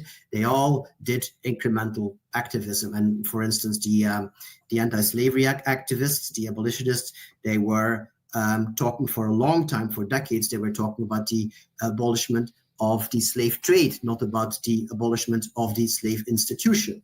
They were talking about other arguments. They used arguments like the economy, that slavery was actually bad for the economy. They used arguments like slavery is bad for, transatlantic slave trade is bad for the British sailors, for the white sailors, for their health. There's so many who are dying. So it's not wrong, I think, to use other arguments. And I think that sometimes I say that sometimes the best, and you might very much disagree with this, Paul, but sometimes I think the best thing to do for animals is not to talk about them. That might sound contradictory, but if we know that people get triggered or will be they will show reactance to something, and reactance is like a really important thing. Like that's something I'm afraid of, actually, that with many people, when you use certain tactics like guilt, etc., they actually do get reactive, and they are going to look for defending their position, and sometimes even start eating more meat. So Okay, so I just to summarize, I I'm having trouble understanding like exactly what he's saying because he's kind of dancing around it. But I do think that we can take away from this that Tobias is probably not a fan of disruptive activism or things like home demos, grocery store demonstrations, noisy activists. He probably views the backlash to that as more beneficial to the animal ag industry than the activism itself, which I completely disagree with. So I just don't think Tobias and I, as well intentioned as he does seem to be, I don't think he and I align. So this pragmatism and this flexibility of approaches is something that I would recommend, but at the same time, I'm also, like I said, not against using that very direct approach. I think there's just I think there just seems to be a misunderstanding of the work that we do, because we have done your approach. I've done it. I did it. I did it many times. We did it. Like I said, people were showing up to cubes for years, just saying whatever they wanted to say. And most people are not very strong in their outreach.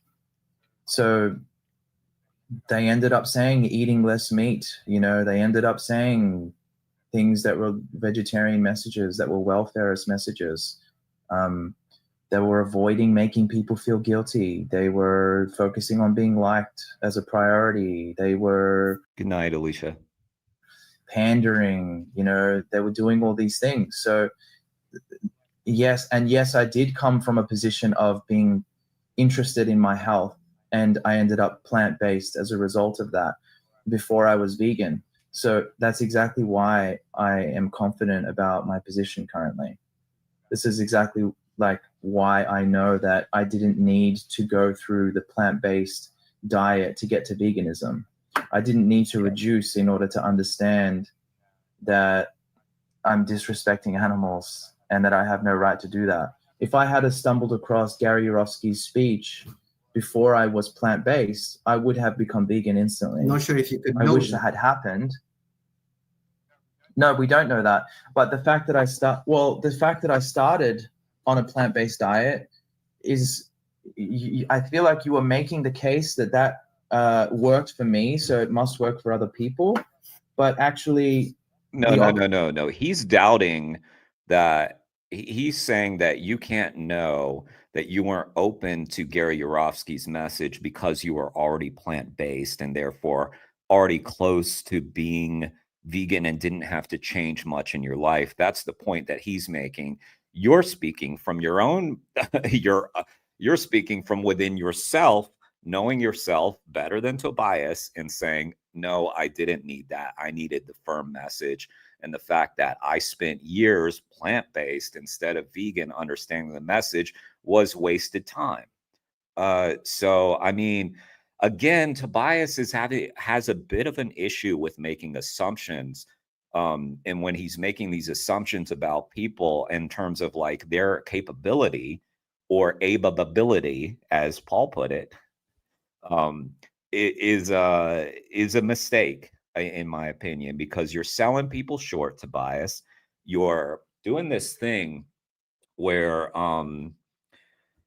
you're just assuming less of people's ability. And this is why, like, in the course of talking to people like Gary Yourofsky and others, I've said that the greatest respect that you can show someone, and I believe this 1,000% in my core, the greatest respect you can show someone is to give them the flat out truth and do it bluntly, however the fuck you want, whatever.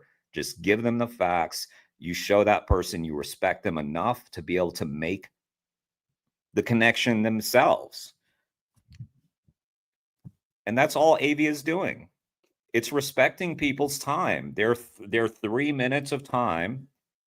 And yeah, it's just defeatism. That's what it is. It really is. It's defeatism, what we're dealing with right here. And stop being defeated. Just don't be stronger. I don't know. I understand you're going to pull out some data. We're probably pretty close to looking at some of that, I'm sure. In fact, let's look at it. I'm ready. Let's look at the surveys. Opposite is true And we in get my into that. case, because I know for a fact that I was the kind of person that was seeking truth. So yeah, we will never know because it didn't happen that way. But I know that I was on a path, and that if someone had given me this truth, I may have reduced a little bit before actually committing, but it would have happened a lot sooner that I would have become vegan and actually spoke up for the victims. You know, that's And again, Tobias, just to be clear, what Paul's expressing is exactly what I said. He didn't need this waffling nonsense. He needed the truth. He needed it right then, and it would have happened way sooner. And just as you're saying, Paul can't know that, there's definitely no way that you could know that. And I would take Paul's word over yours on what he knew about himself, you know, Tobias. So I understand what you're saying, Tobias. Like, no, like just like Paul said, it didn't happen exactly that way, so we can't know 100,000%, right? Whatever. But he knows himself, and I'm the same way. I was just like Paul. If someone had just told me, you know, it would have been over. And that's ultimately what someone did. They said, "Go watch Earthlings." Was I receptive to having that conversation? Yes. But I didn't need to be receptive. Just someone tell me, like, watch this fucking thing. thing that, I mean, at least I'm in my heart, I know that that's true. But I also, like I said, we've already tried your approach on thousands, you know, countless people on the streets. So, you know, while you're saying that you support AV and that you're not trying to talk badly about our approach, I also hear you saying things like, yes, but making people feel guilty doesn't work. But actually, we're proving that that's the only thing that works the best. I'm not saying it doesn't work. It works on some people. Like, I mean, there's one research by one study by Bryant Research that distinguishes very clearly the meat conscious people and the people who what they call the shame resistors. And the first group, and I think you're trying to identify that first group, the people who are ready, the people who show some openness. With them, the guilt can work. And in as far as you talk to those people with that message, I think it's all good. I'm not against guilting, but I'm just afraid of using guilt when you do it with people who are not open to it and where it's not conducive to change, and they will show reactance and it will get worse for them. What is this? What is this fear of it getting worse? If someone's eating animals 3 times a day, you think what's worse than that? What you think? You believe the trolls when they're like, "I'm going to eat 2 hamburgers because you talked about vegan." Do you believe that shit? They did it. Okay, they did it 1 time, maybe. Come on, Tobias. Like, you know better than that. It's no change. Yeah. What's okay, and this is based on the idea that... Okay, let me allow for another possibility, that it gets them further away from veganism where they're less receptive to hearing from people like Paul. It's just doesn't make sense to me. When you've been confronted with something and suddenly something's in your mind, you're suddenly more interested in talking about that subject. It's fresh. Why would you? It just doesn't make sense intuitively to me.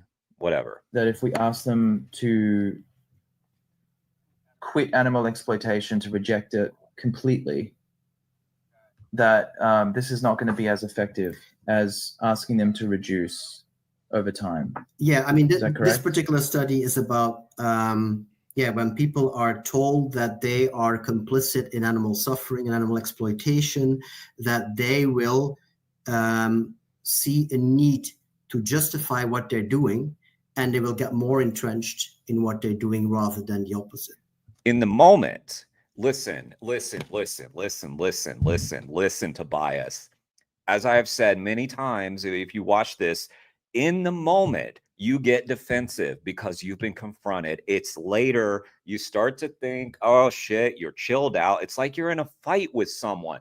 How many times have you been in a fight? Like, let's say you're in a with a partner or something, and she's like, let me just think of some example. Like, I don't know. I can't think of something right off the top of my head. Why didn't you walk the dog? Well, I was gonna walk the dog. They didn't need to be walked. And then you go back and think later, oh yeah, maybe I should have. It's the moment. In the moment you get this doesn't make sense. This is why these little surveys, they are not really, I don't believe they are that informative to this discussion.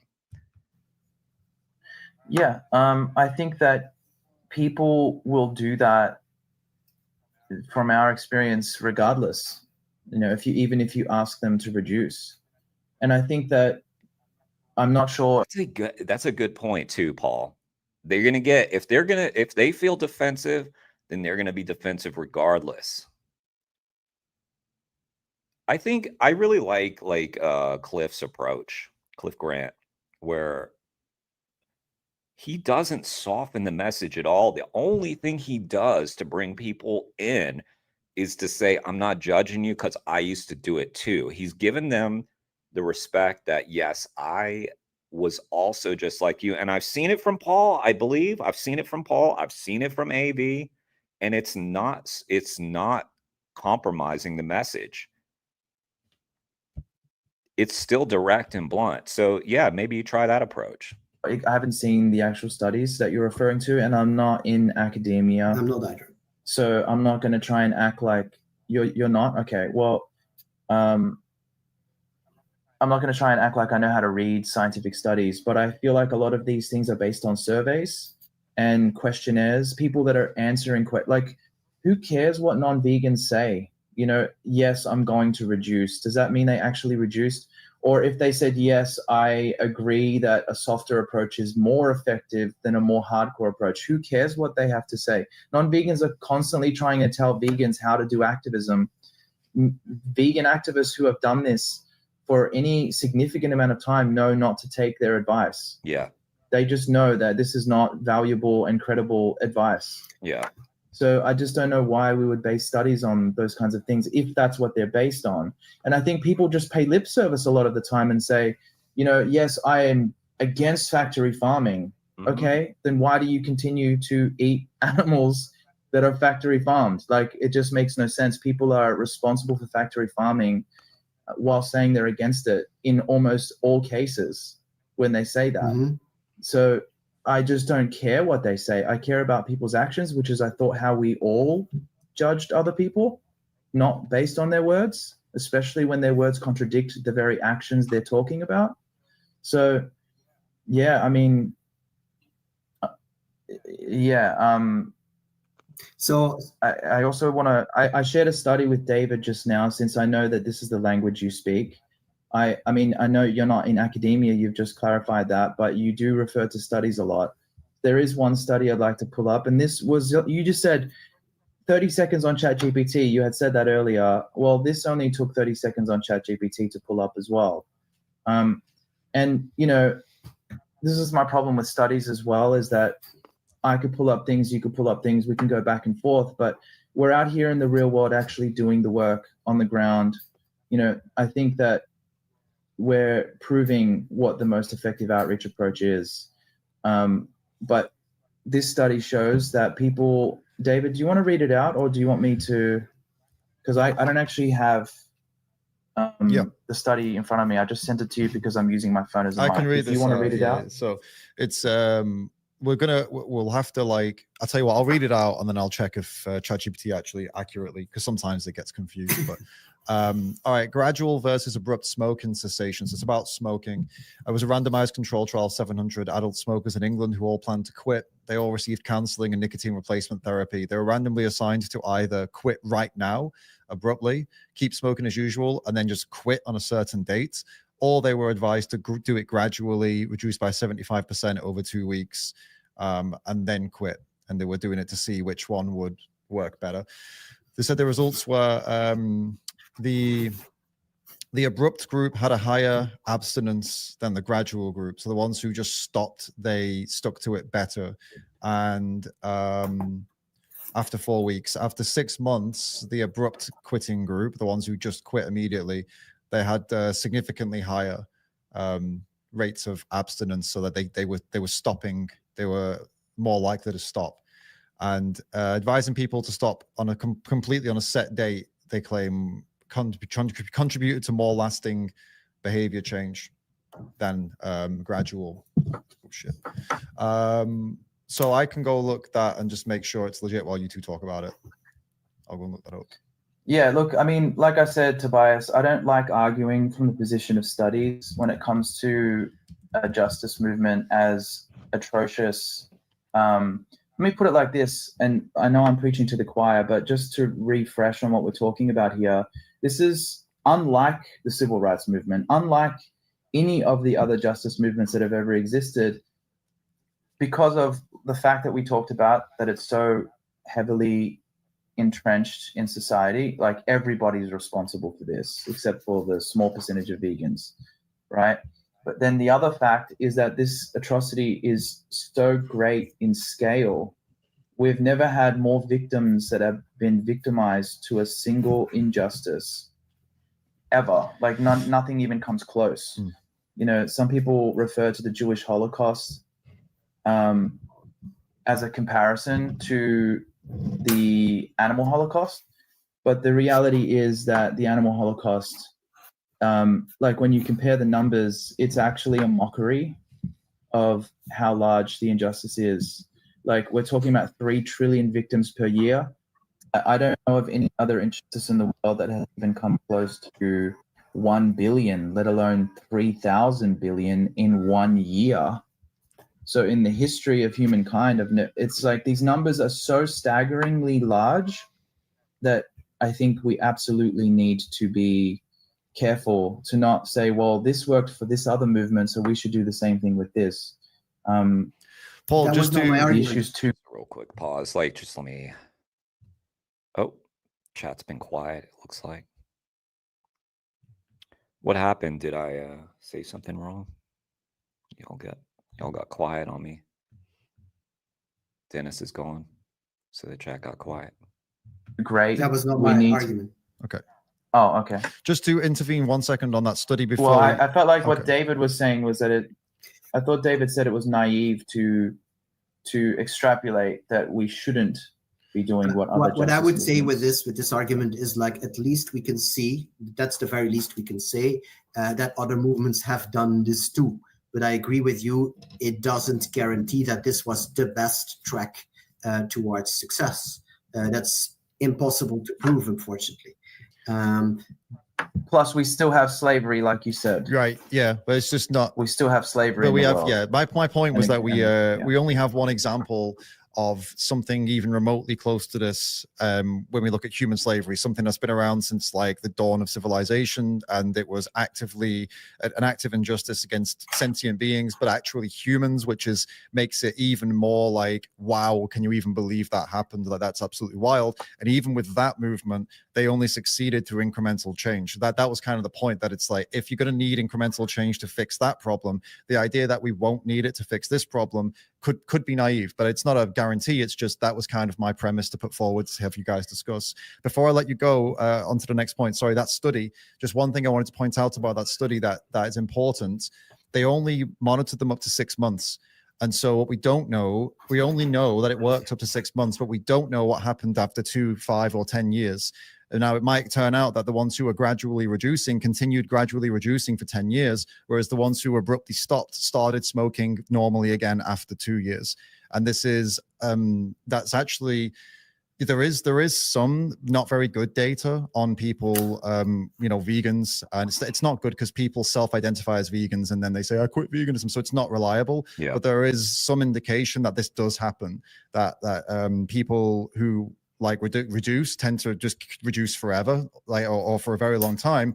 But some people who go, right, that's it, I'm vegan, some of them, they see it as all or nothing, and so they just they just flip the switch when they decide, oh, actually no longer. But they usually weren't as connected to the animal issues. That sort of supports your position as well, Paul. It's sort of in between both of your positions, the kind of data on that, as far as I understand. But anyway, that was just to bring some nuance to that study anyway, and that it's interesting. But which kind of highlights Paul's point that we could parse this, you know,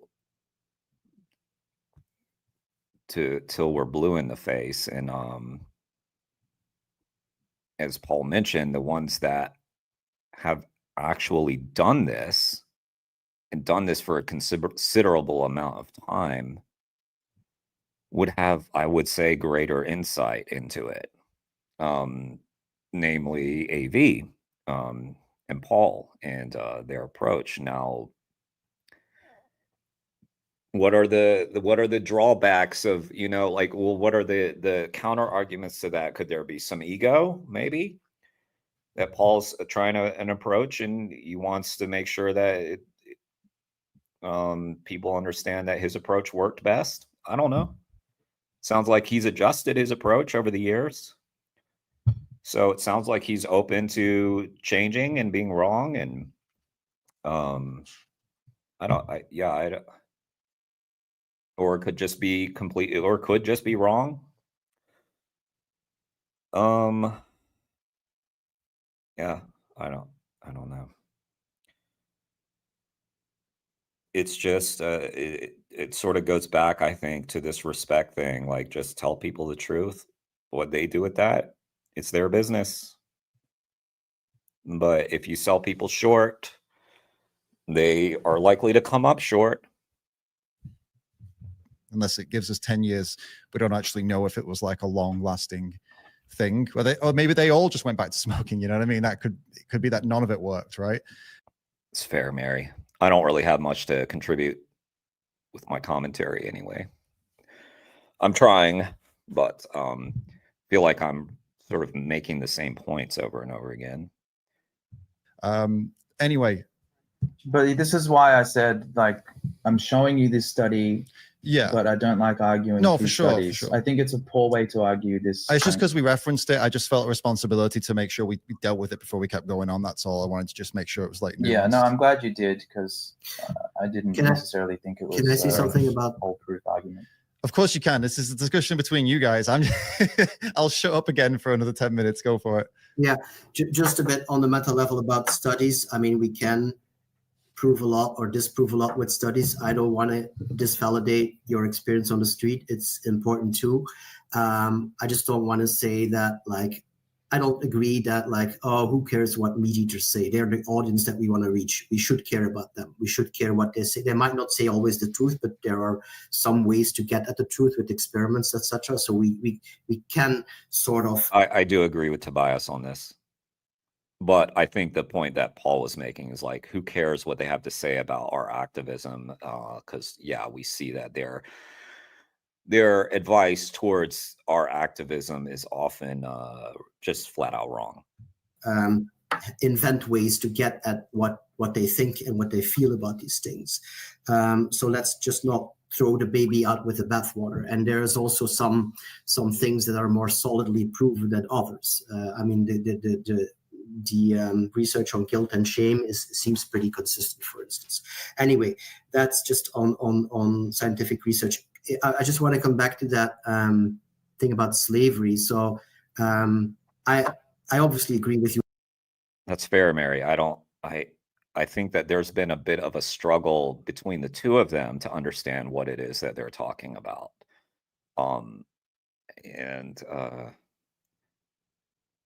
I think that's in part because this reducitarian message itself is a confusing mess. Honestly, it's a bit of a mess.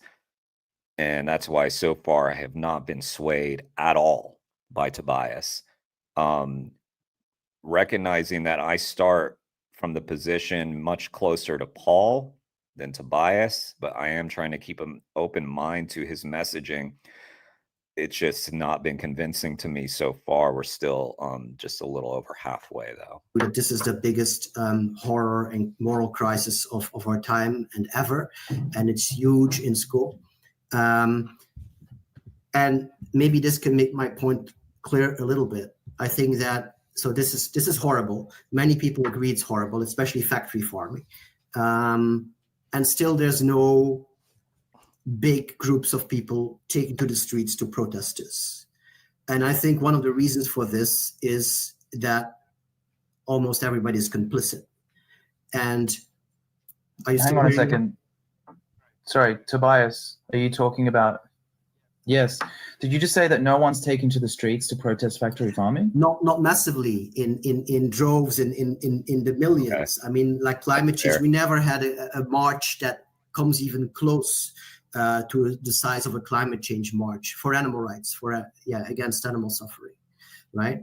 Yeah, but that's a bit of a different what Paul was getting at is, yes, they are. In fact, AV is part of that. Yeah, there's a animal rights march scheduled for, I guess, next month, we should say, September, coming up soon in New York City. And that is because people are very complicit in it. And I just want to make the comparison with slavery. Slavery ended with a war between the North and the South. And the North people were much more against slavery. And why was that? Why was there this split between North and South? It was in America you're talking about here, right? Yeah, in America. Yeah. It was very simply because the climate in the South is a lot hotter, and they could do certain crops there like tobacco and rice and sugar and cotton. And these required a lot of labor, and they used slave labor for that. And so, again, this is an example of where you stand depends on where you sit. People needed slaves, they were using slaves, and they were therefore approving of slavery. And in the North, they were much more against slavery, and the North won in the end. So this is just to show that this dependence and this ingrainedness of our use of animal products is prohibitive against our understanding the things that are at stake here. And that just makes it more difficult to reach people. And therefore, I think we can reach people in different ways that are not necessarily only the way that you suggest. I don't think he even disagrees with that. So again, I don't understand what the debate is. Yeah. What's up, Louis? Nice to see you. What happened to did you defeat Maximally Sophist? Because I noticed something. When you're here, Max isn't here. And I think that the two of you don't get along, those two, right? You and Max don't get along. So you can't be in here at the same time, I think.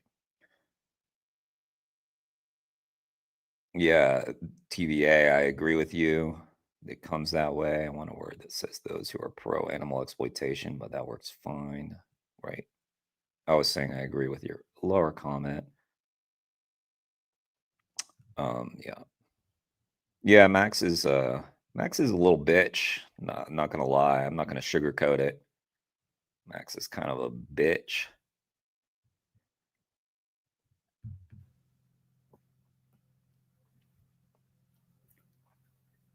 Yeah, I think, again, this is sort of a misrepresentation of my position. My position, just to clarify, is that the most effective approach during outreach interactions is to give them a clear, direct, truthful messages that sits on three principles. One, holding them accountable. Two, putting them in the victim's position.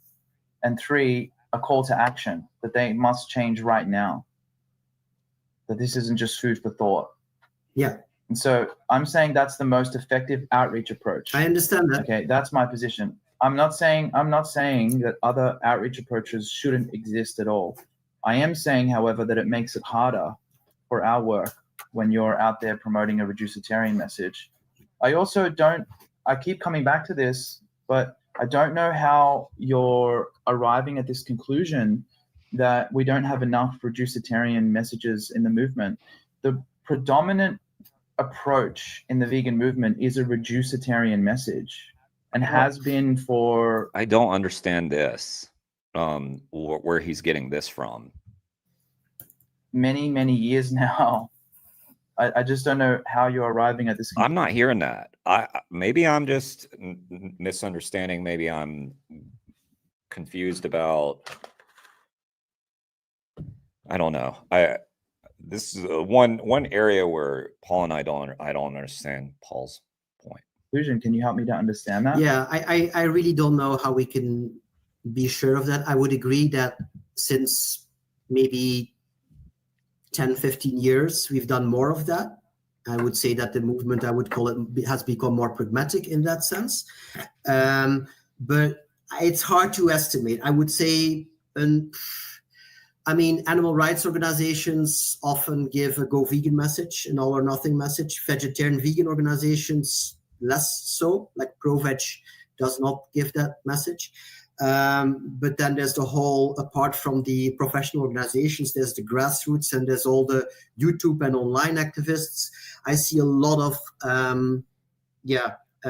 go vegan messaging there. So I'm not sure. You could be going to see from me.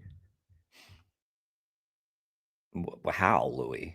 Who's saying reduce other than Tobias? I don't understand. Who's saying that? None of us. I think we just exist in different worlds. Like, who's saying reduce? Right. I really don't know if we could say that by far reducitarian messaging is still. Damn sure not my circles. And I feel like I follow damn near like every prominent activist. I'm sure there are some that I miss, but majority.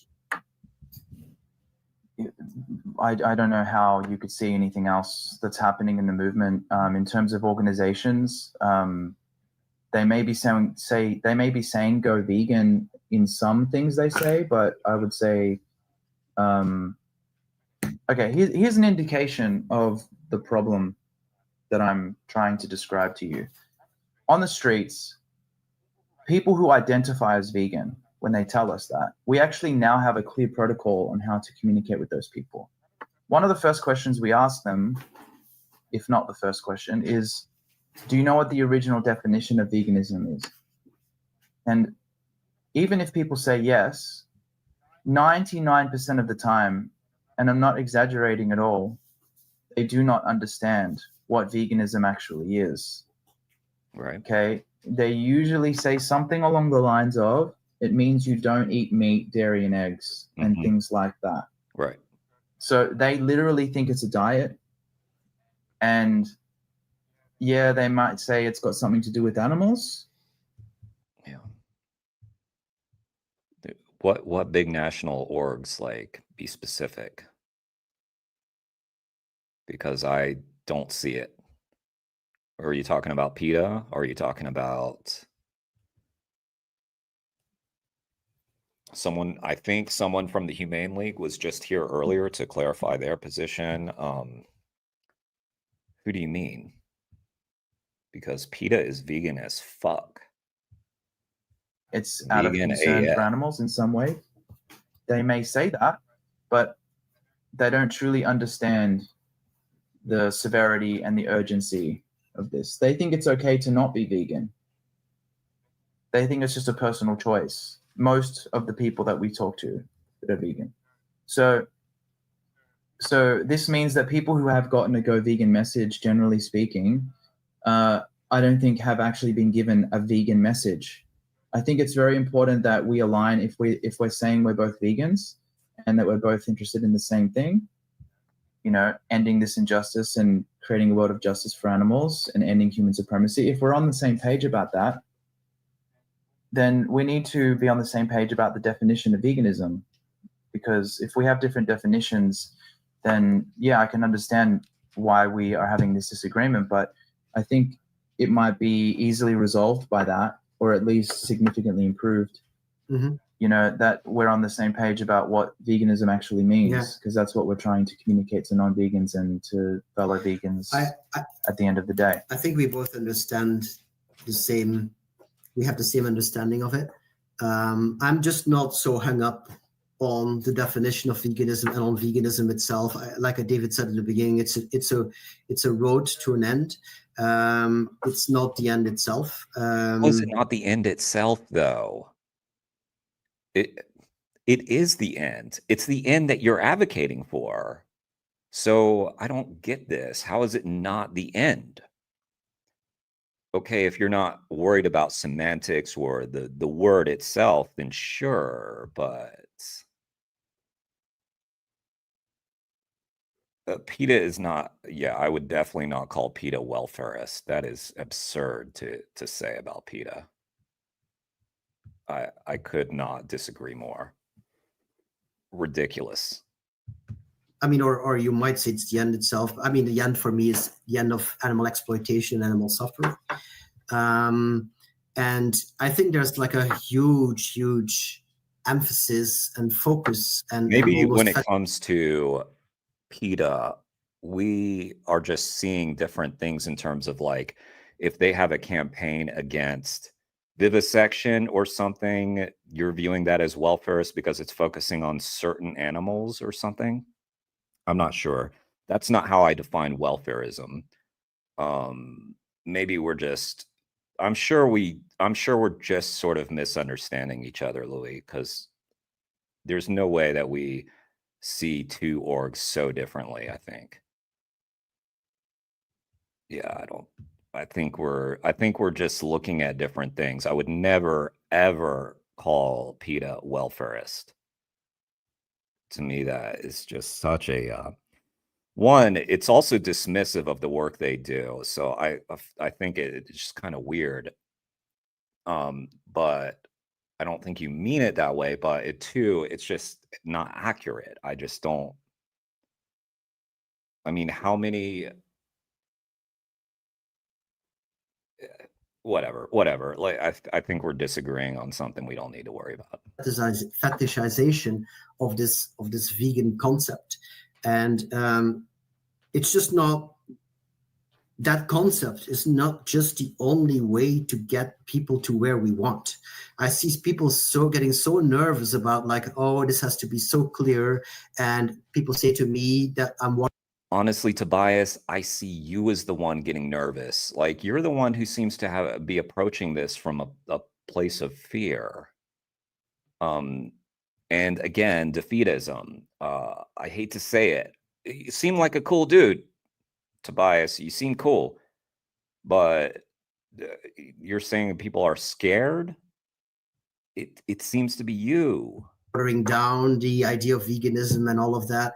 I'm really like not very concerned with that thing that so many people are so obsessed with, which is like the clarity of the vegan message. The clarity is like, yeah, it's one aspect of the vegan message, but there's also other aspects like the palatability of it, the accessibility of it. And this is not pandering. This is just making sure that people do something. Well, it is pandering. And I mean, it's pandering, like by definition. You know, it's what you're trying to do. Which, by the way, I'm not making a statement on whether or not that is a good or bad approach, but that is what it is. I think that, again, in as far as you can identify the people who are open to that message, whatever, great. I just want to reach the other people as well. And saying that, like, yeah, the ones who are not ready are not ready, I think that's kind of lame. We can do a lot better than that. Here. We can really find ways to reach people who, in your view, are not ready for your message, right? We can find people who can take steps for health reasons, for environmental reasons. We can find people who can take steps for no reason at all. And all these steps can lead to other steps. That is, I mean, research is pretty clear that like a lot of the times, and to go back to that tobacco example might be true, I don't know, but we're talking about physical addiction there, which is still a different thing than what we are talking about here. But research is pretty clear that change happens very often in steps from one to the next. And no, he just showed you that one that said the complete opposite. And yeah, we were talking about physical addiction with that study that was about smoking, which is a physical addiction, and a mental addiction, of course. But yeah, so oh, man, And Get it. and you could say that, like, okay, I don't appreciate this one step. You don't get a handshake from me when you're just going to do one thing. I'm just seeing it differently, and I'm seeing, like, okay, all these people are moving.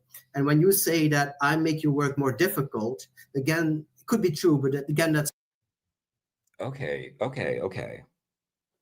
I think he just revealed something here with the comment about the handshake.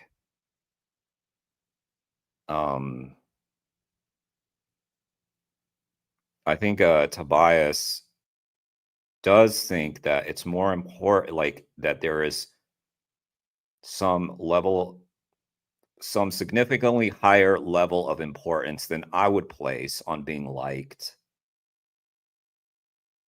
when doing outreach, because he's honed in on this I'm not going to shake your hand thing because you're abusing animals. Now, I've seen that in like 3 or 4 instances, or maybe a little more, 5, where an activist has said, look, I'm not going to shake your hand.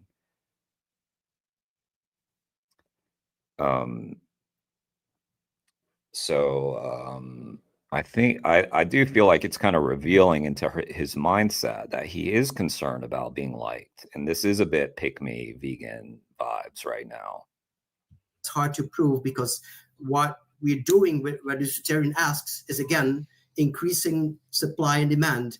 And you can reach people much easier if they have the impression that there's enough alternatives around. Every one of us may think that we got in there for moral reasons alone, but of course, how easily we got in there is determined to a large extent by our perception of how difficult it is in practice.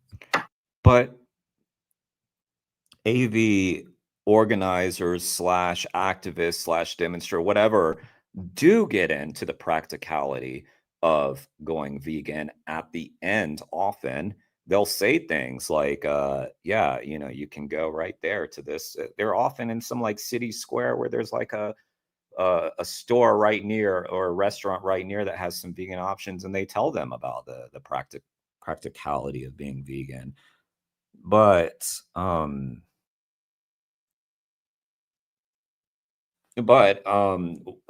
yeah, there has to be this ethical stance to it, because otherwise, if it's just about practicality, then yeah, you might be in the airport one day and all you can find is a bag of peanuts or something, and then you're like, but I'm more hungry than that. I don't want just peanuts. But you don't have any of the ethics, so why would you stick to that? I don't get it. Yeah, pick me Tobias, indeed. Do I not? Maybe not.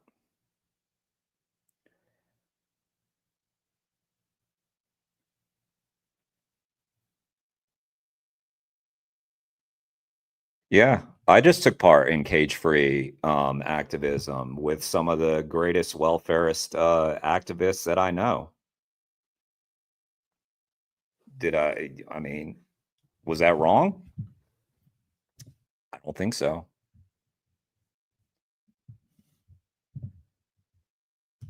Yeah, I think we have a sort of different understanding. Like, are y'all against Prop 2, against Prop 12? I'm not. I'll let you talk. Well, I mean, I disagree. I generally eat fruit. So I never needed meat replacements and cheese replacements and egg replacements. This kind of shit actually bothers me, that we focus so much on alternatives. I literally think that people are ready to eat fruits and vegetables and eat basic plant-based foods, which is healthier for you anyway, if they understand the moral obligation to do so. Like, I think that there's this kind of air of like, people are like not going to get it, so we have to say it like this to them. Like, I think we can speak to people's intelligence, and we can speak to their character, and assume they can understand that they should change right now.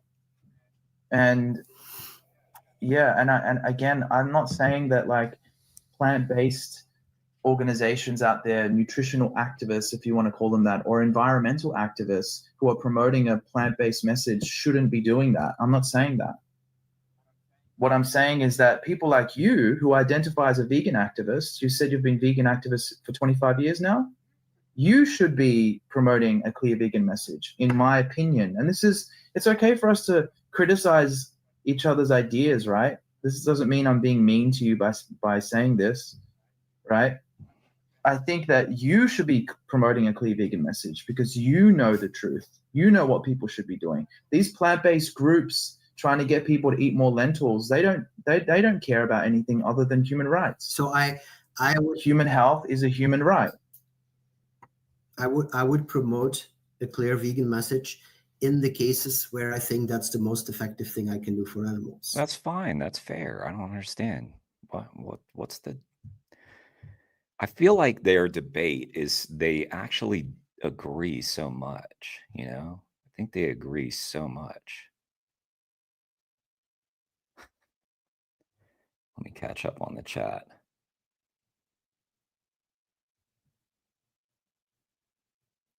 Mary, yes, you have seen lots of vegan outreach. You have seen it on my channel because I've reacted to a lot of it.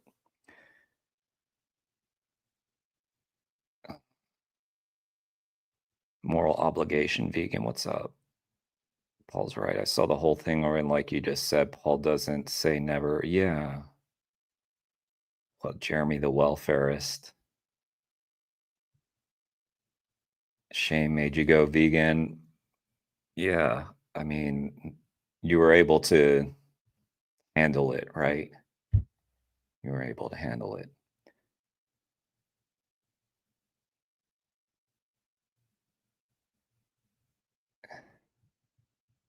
Oh, in your city, Mary. I gotcha. I gotcha.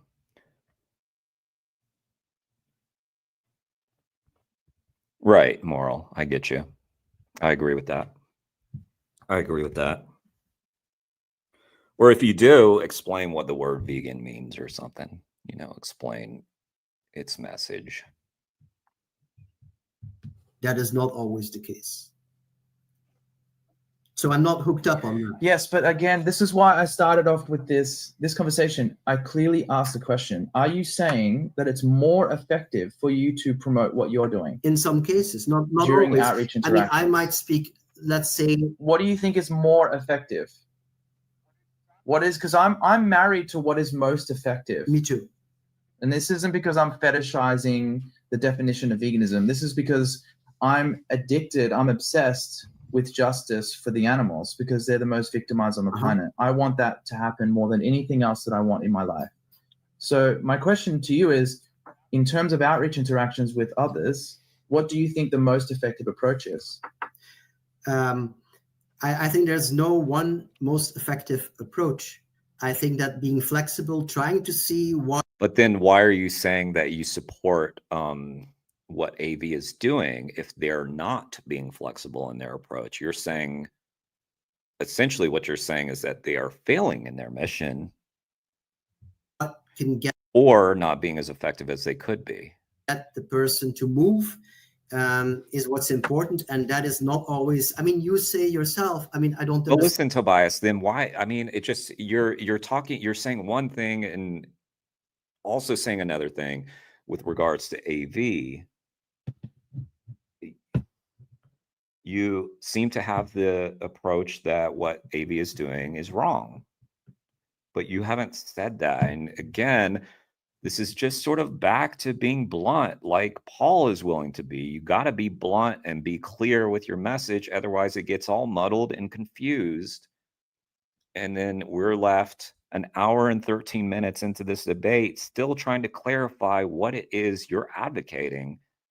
It's confusing and it's a mess. It's a bit of a mess. And you say yourself that you will only get a certain amount of people with that message. So either you get them or you don't get them. And if you can't get them with that message, you give up on them. I that's just not my approach. I think that No, I'm Okay, saying that would be fair to say. Like, that's a little more clear. if they're not listening and they're not willing to change, that changing the message to, well, just reduce then. Will you at least cut out meat 3 times a week? Even if they say yes to that, you've now given them, like, that not only seems ineffective to me, but it seems counterproductive. So would you agree that going vegan is easier today than it was 20 years ago because of all the options that we have? Yeah, absolutely. But I don't think that we needed, I don't think we necessarily needed it Well, to achieve I mean, the goal. yeah, don't know what to say. I mean, I think that we do. I think that, like, if Okay. This point is so confused right here, because he's saying now it's easier to be vegan because of all the options, but he seems to be saying that that's because of a reducitarian message.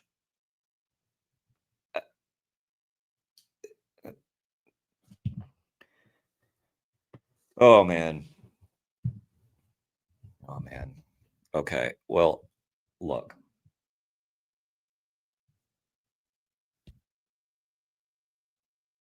I don't even know what to say to that. I can't.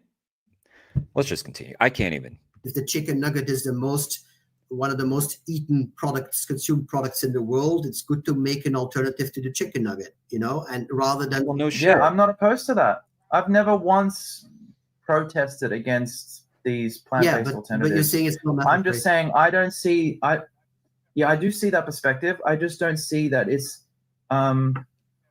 There's also downsides to this.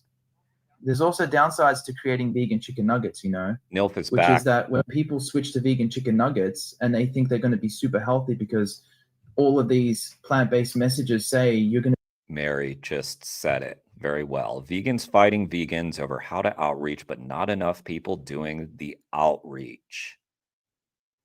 Mary summed it up. Instead of fighting over it, just go do your method. I do think it's a valuable discussion, though. I do. That's why I wanted to watch it. And Felix says, even if you completely believe in Tobias' message, he's far from an inspiring leader to follow.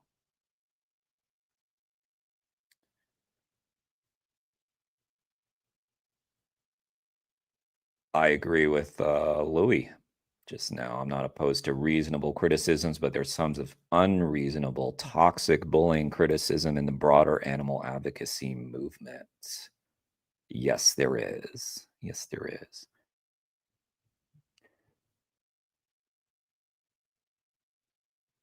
Right. Yeah, I don't know.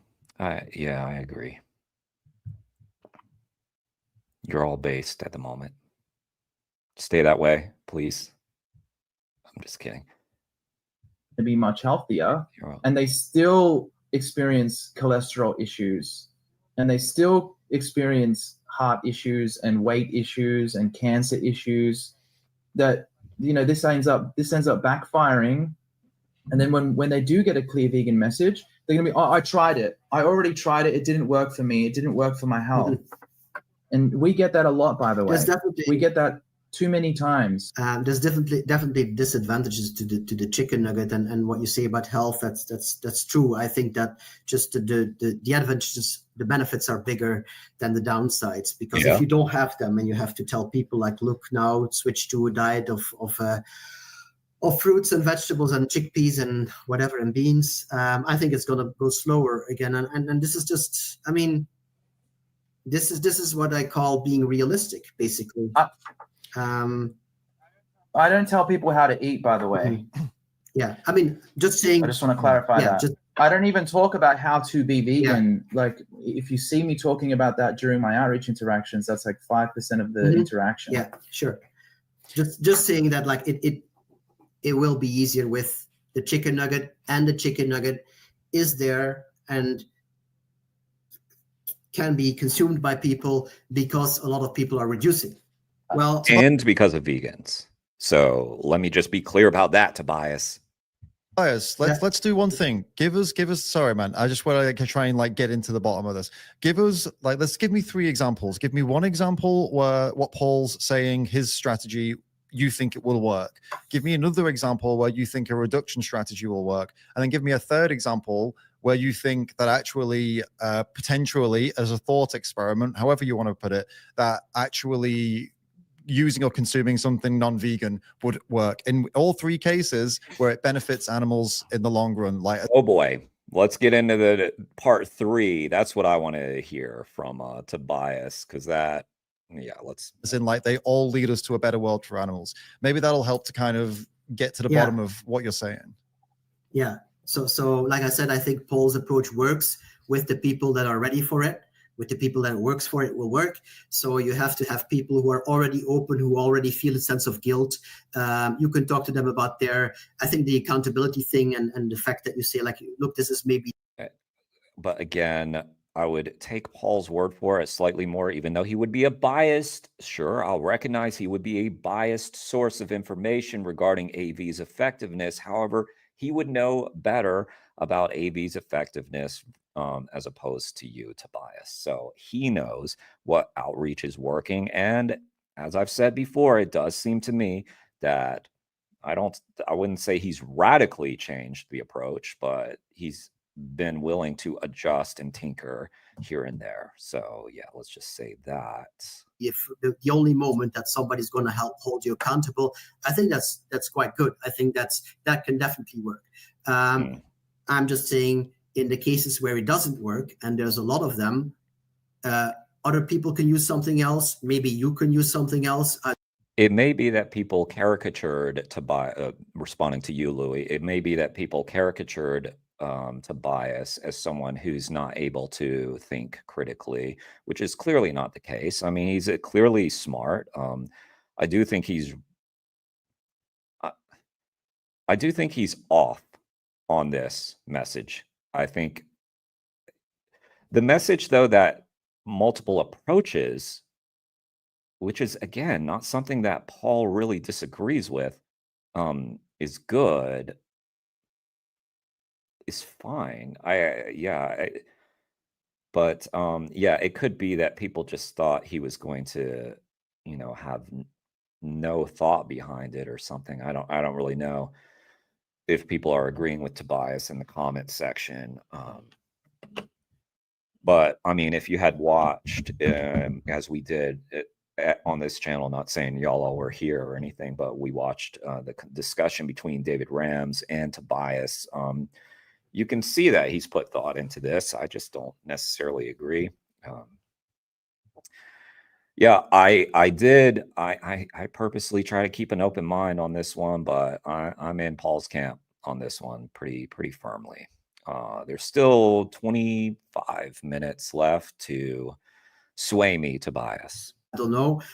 Give an example. I also just don't mind that there are people with different ideas in this movement and approach things from their perspective and try things that work. And if they think it's going to work best, then prove us all wrong. Like, I really want someone to just get it. Someone come up with the magic wand thing that will work, and then we can all go on and do other things with our lives. Example of that, like in that case where it won't work, like create a character or a person and a situation where it won't work, do a little and then role play where you would prefer to.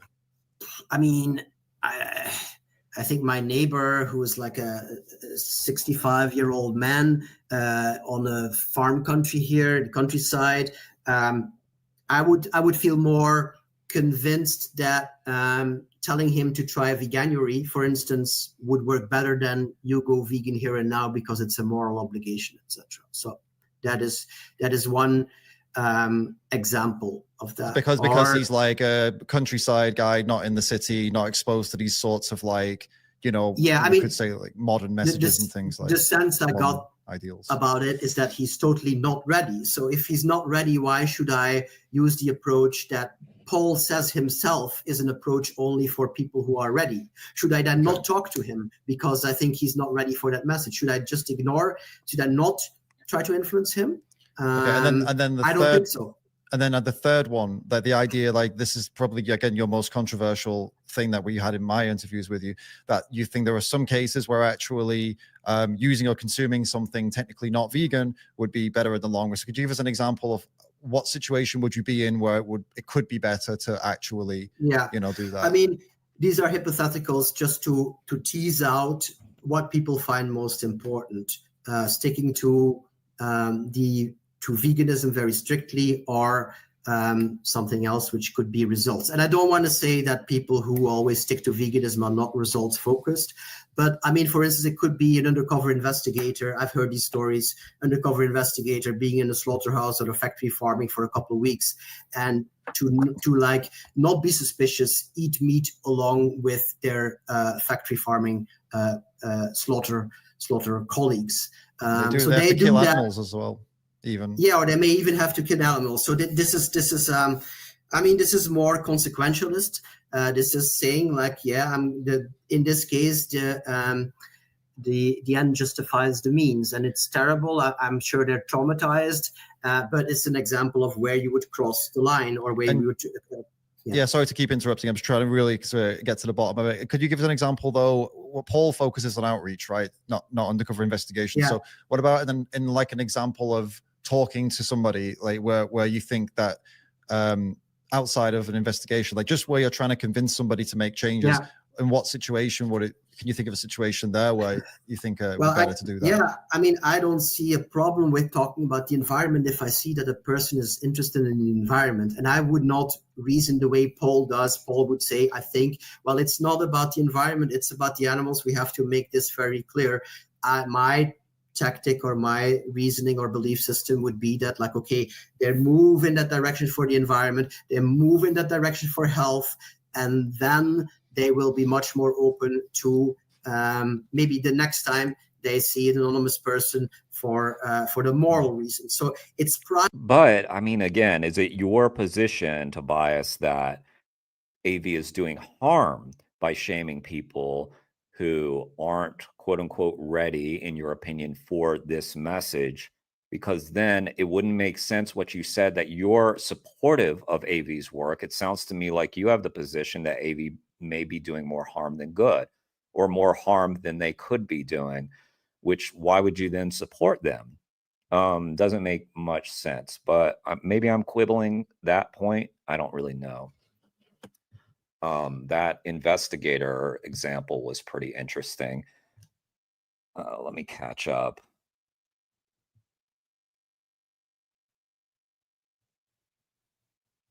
Yeah, yes, exactly, Moral. You're saying don't tell them the truth. It's like this neighbor that he has, that's this country guy. It's selling people short. It's like, Veganuary. You can still give people the truth and encourage them to do Veganuary. You can be blunt with people and still encourage them to take these steps. I don't,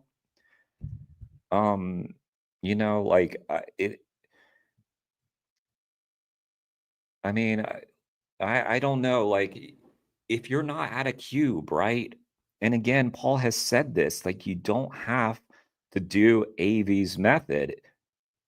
What we started out talking about was what Paul seemed to be under the impression that we were going to discuss is the best way to outreach on the street, basically in a cube setting, basically the best way to spend your time at a cube when you have 2 minutes, 5 minutes, whatever it is, with someone on the street. What is it you're going to tell them? So yeah, when you have your neighbor that you can spend lots of time with, talking to them, I don't know, like maybe but I mean, you can give them all the facts and stuff, and also mention there's this cool thing called Veganuary. I don't see a problem with that. I don't even think Paul does. He might, Paul's pretty entrenched in his position in that maybe he would say that that is a disservice or something. I don't, but that just shows that there are differing, viewpoints within this, including within AV. I'm sure not everybody in AV. I'm sure Paul and Assault don't agree on everything. I'm sure that Paul and all his organizers don't 100% agree on everything. We are not like, one thing. Yeah, exactly, Nils. Like, yeah, that's why it's harder with family. You've got like, relationships you're trying to protect, yeah, lack of belief. Yeah, Felix, you're right. You're right, Felix. Felix is always right. Never seen Felix not be right. Every time, Felix. You're batting 1,000. Is that what you say in baseball? You bat 1,000? Is that the good thing? I think you're batting 1,000 or whatever's perfect. Yeah. Nilf also pretty based. Louis, pretty based. Mary, pretty based. I realize I'm just talking to all the people who are here. Moral obligation, vegan, also based. Mary, oh, I get it now. My son didn't tell me the truth because he didn't believe I would go vegan. He settled for vegetarian. Right. He could have just told you the truth. Yeah. And it's not a slam. It's not a dig. He also had, his relationship with you to protect. And we're not perfect. Like, that's the thing too. Look, I grant that Tobias is not perfect, that Paul is not perfect. They don't have to be perfect human beings, and they don't have to get everything right. And that is okay. That's why this conversation is fine. Even though I largely disagree with a lot of the things that Tobias is saying, I'm also agreeing with a lot of what he's saying. I just disagree with some of the conclusions he draws from these things. I still think he seems like a cool guy. Definitely someone I could have a good conversation with, I'm sure. And I do believe his heart's in the right place. I do think he's kind of accepted defeat in some ways, but maybe that's a rude thing to say. I mean, that implies that he's being weak or something. And there's also strength in what Tobias is doing, which is standing up for what he believes in the movement against people who have strong opinions the other way. So there is strength in that. So I'll give him credit for that. Blaming people for the moral reasons by telling them other things if they're not open straight away. In other words, it would not be fair to say that Tobias is being a pussy. I do not believe that. For the moral reasons. Okay, one more thing I'll just add on, because there's something you told me actually privately that I want to put out there as well, as like sort of like a better example of the third example that you might have forgotten about now. But we talked about this example of, say you were at a table full of high stakes, very, very wealthy people who are willing to fund, let's say they're willing to fund AV, like, or something similar, like they're willing to put a lot of money in, but they're not vegans yet. But they're very interested in their animal, they're on that road. And say the restaurant is serving truffle sauce pasta, right? But you don't know whether the truffles were obtained through dogs that were specifically bred to find truffles, or pigs, which is quite common. But they can be obtained completely vegan, by the way. But you don't know. There's no way to find out. The restaurant doesn't know. Nobody knows. In front of all these people, Tobias would entertain the idea that it's maybe better just to eat the truffle pasta to show them all that actually, this is not about being dogmatic, and actually, we can get along here and you can fund a really effective movement. All we care about is what works. We're not about just rules for the sake of rules. Or alternatively, you could say, no, because I don't know, I'm not going to eat it. And then you kind of cause like a bit of like a weird situation at the table with all these influential people that could. Sorry, no. You're not going to cause a weird confrontation. You're actually going to show them that you have a moral backbone, and that you're not going to just go with the flow, and you're not going to do anything just to get their money, and they will respect that. And also, I mean, I realize this is an example where he tried to make it personal with AV, but if this is a group that was interested in funding AV, then they would like, I'm sure, to see that the people who are involved in AV and getting AV money are not full of shit and actually stand by what they say. And so, no, you're not going to cause any rift by not eating this truffle thing. And in fact, you can sit there and have a nice conversation with them while drinking some water. Please put some lemon in my water or whatever, and I'll have some water with you. But no, I am vegan and I stand by that. And look, if that hurts your butt, Go call my buddy Nilf. He's got some cream for you. Potentially save millions of animals by funding your movement. So that's kind of like three Ridiculous. examples of different outreach, sort of, I suppose you could call them outreach tactics. Does that help guide the conversation a bit more, Paul? Because I know you've been kind of the undercover investigator one was more interesting, because that one, you could see that there could be a situation where that may be the case. It's very unlikely. It's just very, look, we could talk to some of the undercover investigators of whether they have had to be in that situation and what they've done, and that's fine. But that was a more compelling example, much more compelling example than this. You're at a dinner table and they're eating some food and you don't want to ruffle some feathers, start to use speciesist language, I guess. But, you know, come on, let's be adults and expect other people to be adults while we're at it. What's up, Kane? Nice to see you. Yeah, I don't know. That was a night of drama for you, Kane. Glad you're okay.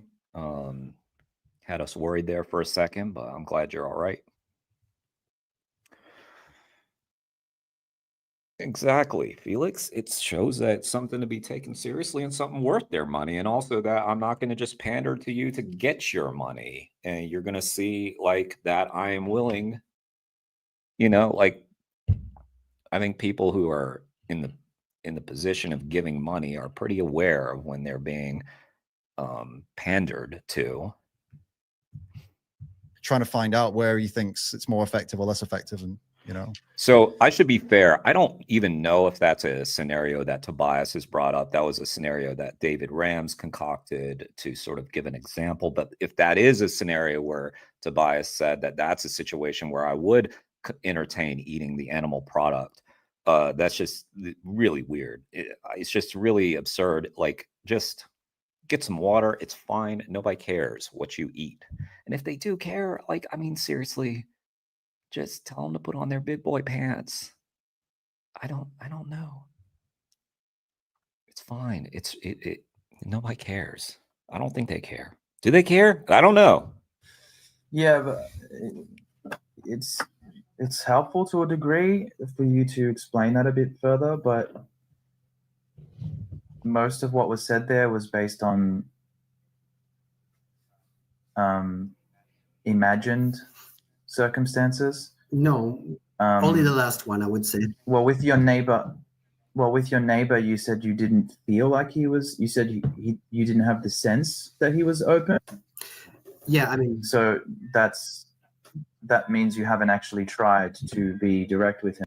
Exactly, and there we go with the assumptions. And I'll tell you, it goes back to like what Gary Yourofsky was saying with his speeches in conservative America. He got a lot of respect for people in conservative places because he did not treat them differently, and they expected him to. They expected, why would this guy care about us? Because we're conservatives. He got a lot of respect because he treated them like big boys and big girls, and they could do it. And same, like his neighbor may, and I don't know, he knows. Granted, he knows his neighbor better than I do, but he's made assumptions about his neighbor again, and he could be wrong. And maybe his neighbor would appreciate, actually, oh, Tobias was real blunt with me. You know, shit. I didn't know Tobias had that fire in him. And it made me take notice because, you know, when Tobias was like, maybe you just try, Veganuary. I was like, why? Veganuary sounds like a silly thing to me. You know, maybe, show him, maybe Clockwork Orange his ass, tie him down to a chair, pull his eyelids open and force him to watch Earthlings. You're out there in the country, you won't get in trouble. At least, like, if he calls the cops, it's going to take some time for the cops to get there, right? As long as it takes 90 minutes, then he has to see the whole thing, right? Just I'm not for legal purposes, I should say I'm not advocating forcing people to watch Earthlings, but yeah. I think that this is the thing, right? With the outreach protocol we have, it Mary? is a fantastic assessment of whether they're open or not. We really do. Okay, I'll put it like this. Mary did say BRB, which is a little different than saying I'm out of here. She didn't say go fuck yourself, Jeremy. So let's not overstate it, Nil. Let's not overstate it. Oh, guys, smash the like button, smash the subscribe button, do all those things, you know, so I can grow this channel and do more. She didn't mean that, Nil. You know she didn't mean that. If she said it to anybody, if she was saying go F yourself, more than anybody, you know it was directed at you.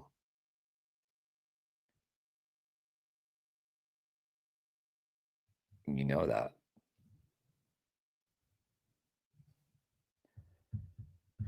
If someone is even slightly open, which means they would be the kind of person, if they're only slightly open, they would be the kind of person that you would argue should be given a softer message, right? Because you have to be somewhat open to be open in order to be open to like reducing, right? Right. So Good if they're point. even somewhat open, I'm going to just remind you that my position is that this approach we have is the most effective at completely cracking them open.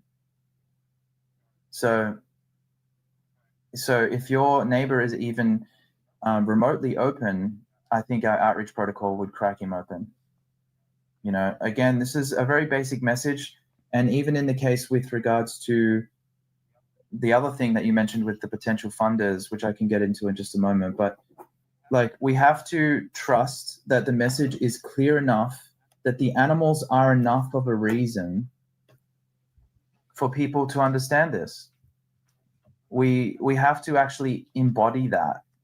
If we carry the idea in our heads that other people just won't get it, they're going to think this is too strict, that this is too crazy, that this is a cult, that whatever, then we're going to project that into conversations. So like we have to be extremely responsible for the way we carry ourselves and in effect the message, the way we carry the message. So we can be better at the way we communicate. We need to be responsible about that. We can just go into every interaction we have being optimistic and having our mindset that the person we're talking to will understand this, because it's very easy to understand once it's explained properly, that people don't necessarily want to be oppressors and victimizers, that you're actually giving them a privileged opportunity to upgrade their character in a way that they've never had before. You know, this is the kind of mindset we can have when we go into these interactions, instead of being like, no, they're not going to get it. It's going to be too crazy for them to understand that truffles can sometimes, in fact, most times, be harvested using animal exploitation. I think we can simply explain it to people. You know, it's not hard to explain. The more comfortable I've become about this, the more passionate I've become about this being the most effective approach. And it's not just working for me, it's working for people of all walks, of all sizes, of all shapes, of all, you know, creeds, all over the world. So I know that this isn't just a one size fits all for every person, because you actually have to be capable, you have to be willing to say the difficult things. So do you have a problem confronting people is, you have a problem doing something else with these other people, the ones who are not open? Don't you agree that they might not be open for your message and approach, but they might be open for other things? And wouldn't that be a good thing? I mean, might is a critical word there, because they might be open to Paul's message. Do you allow that, Tobias? I think it's skewing the circumstance in an unnecessarily negative way by saying that. I think that those people who would be open to reducitarian message would be somewhat open, and if they're somewhat open, I'll get them to understand that they should be vegan. And if they still choose to reduce as a result of the conversation, then they'll do that anyway. So I might as well give them a clear vegan message. Louis, I get it. I get it that you have the issue. with the welfare approved. I also do not like welfare approved. RSPCA, ASPCA, I'm not a fan. What's up, Mary? Welcome back. Now, Mary, Nilf tried to start shit with you. He tried to stir up some shit. Yeah. You look, you read up. You read up. Yeah. It's not the approach I would take. In that sense, I mean, I think there are very clearly people who are open to different things and interested in different things that you will get with different things. And I see Nilf, I know what you're up to. You got your ointments and everything. You're just trying to stir shit up so that you can sell more of that ointment of yours. I know the game. Okay, I get it, Nilf. It is brilliant. I will say that. all these things open. There are very clearly people who are open to different things and interested in different things that you will get with different things. And I see all these things as doors through which we can lead them to animal rights. But again, Tobias, like I said, we've tried this. We used to have an environmental message and a health message in AV for 3 years. They did. They absolutely did. In fact, wasn't on the cards. It was like, wait, I can't remember. Now this is going back, but it did have for the environment, for health, for for the animals. It had like the 3 things. Years we did this, and we were already the largest vegan street activism organization in the world within 1 year of operating AV. Yeah. So for 3 years we operated in around 1,000 cities around the world. We're easily the most global vegan outreach organization. So to say this, and you're saying it repeatedly, completely overlooks the work we're doing. We have already done this. Also, I would love to know if this neighbor of Tobias's has turned vegan or even reduced. I mean, it'd be good to know that. We've already tried to hook people in with as many different hook points as possible. And this is the result. The result has led us to here, to where we are currently. We learned that that was actually not the most effective way to get people to go vegan. And in fact, we're generating more of these people who self-identify and don't understand veganism and feel like they're already doing enough. They tried it and didn't work for their health. You know, all these things are creating problems for us now. And so I think that what you're saying actually generates more problems than it does solutions. You're saying that it's something that we should do, you know, in like along with what we're doing. I'm mainly saying that actually I other think people can do it, and that like it would be a mistake to say that other people should not try to get to these people with other messages.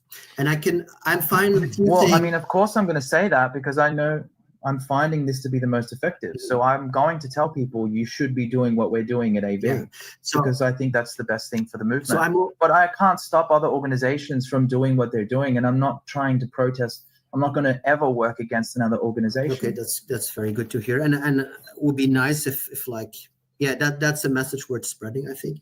I'm very open to the fact, I mean, it's basically, I don't know what data or evidence you have, and I'm a bit skeptical, I have to say, about like people saying like, yeah, we'll go vegan now, that they actually do. And I know you will say like, yeah, we can't track that, and I mean that is a problem, I think. But no group can ever track. Yeah, that. I'm open to. I mean, you could, for instance, like suppose you have a focus on one town with a lot of AV protests, and then you could maybe somehow track the meat consumption in that area in the supermarkets or whatever. But anyway, I'm open to you saying that that it is the most effective way. I'm saying, still keep saying there should be other things around that. I'm very interested to like actually try it once and participate in the cube and just follow the protocol. I thought you did. To call and see. This is a good idea. I would love for you to join the next campaigns we do in Europe. Mm-hmm. Next year, we're going to do a large campaign. It will easily be the greatest campaign we'll do. Everyone is greater than the one before, but now we're at such a high level with what we're doing So I invite you to join. It will probably be Said he's been at multiple cubes. in Amsterdam.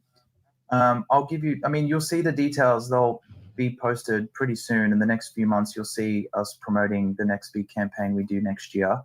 And it'll be a boot camp for everybody involved, and you'll get a proper experience of what our outreach approach is like, and you'll get to test it. There was, and again, this is anecdotal, but there was an outreach interaction I had recently, and it was one of my favorites because this was a classic case of, okay, first of all, this guy was an MMA athlete. He had a cauliflower ear. So this guy was a grappler, and he was massive. He was like 3 times my size. He could have snapped me like a breadstick if he wanted to. And I'm talking to him, and his girlfriend was vegan, but had not convinced him on even reducing. He said that he was reducing, but he was actually still stuck in this complacency mindset. He was also trying to say that he would pay more money for to stay away from factory farms. So he would, seek out free range, small farm, organic products. And he was giving me a lot of excuses, actually, a lot of pushback. And I did not waver at all from the protocol that we have. And it's a 3-part video. It's actually pinned to my reels. You know how on Instagram, on the reel page of your Instagram account, there's 3 pins at the top. You can choose 3 reels. It's a 3-part video series, and they're currently pinned to the top of my Instagram if you want to check them out. Basically, he runs through his excuses. I don't let him off the hook. I continue to hold him accountable. I continue to call him out for lying, for being a hypocrite. And he says himself, when I feel this kind of pressure, when someone tells me I need to do something, it pushes me away. This is what he said. Mm-hmm. And most vegans in that in the moment, like I said earlier, you get defensive in the moment. So if you're filling out that survey, the pushy vegan activist is going to push me away from veganism. Not true. Just in that moment, you felt that clinch of defensiveness. I'll let him finish his comment here. Just a sec. All right, Louis, sorry. Have a good night.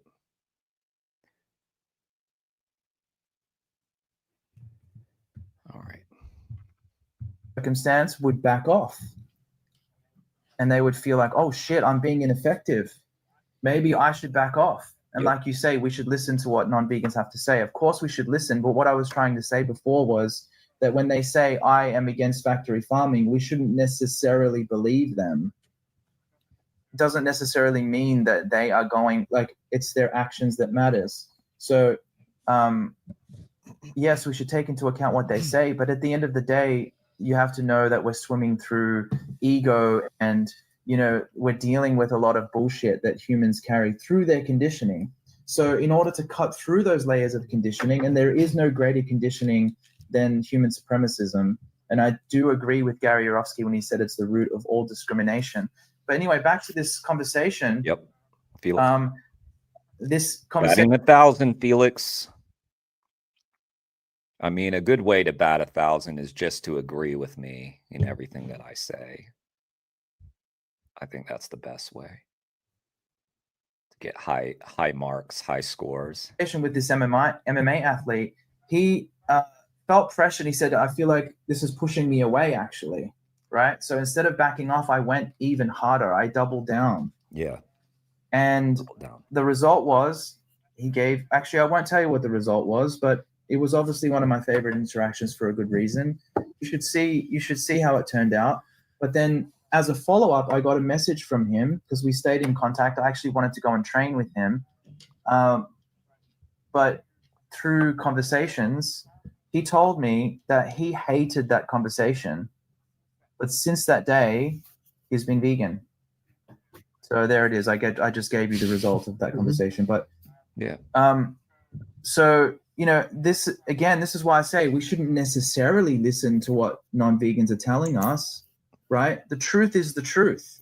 He recognized the truth for what it was. I knew that he had to be held accountable, because the basic way to navigate any injustice is that victimizers should be held accountable, right? I also only held him accountable to the values that he shared with me. He told me he respected animals. So this isn't even about me and my values anymore.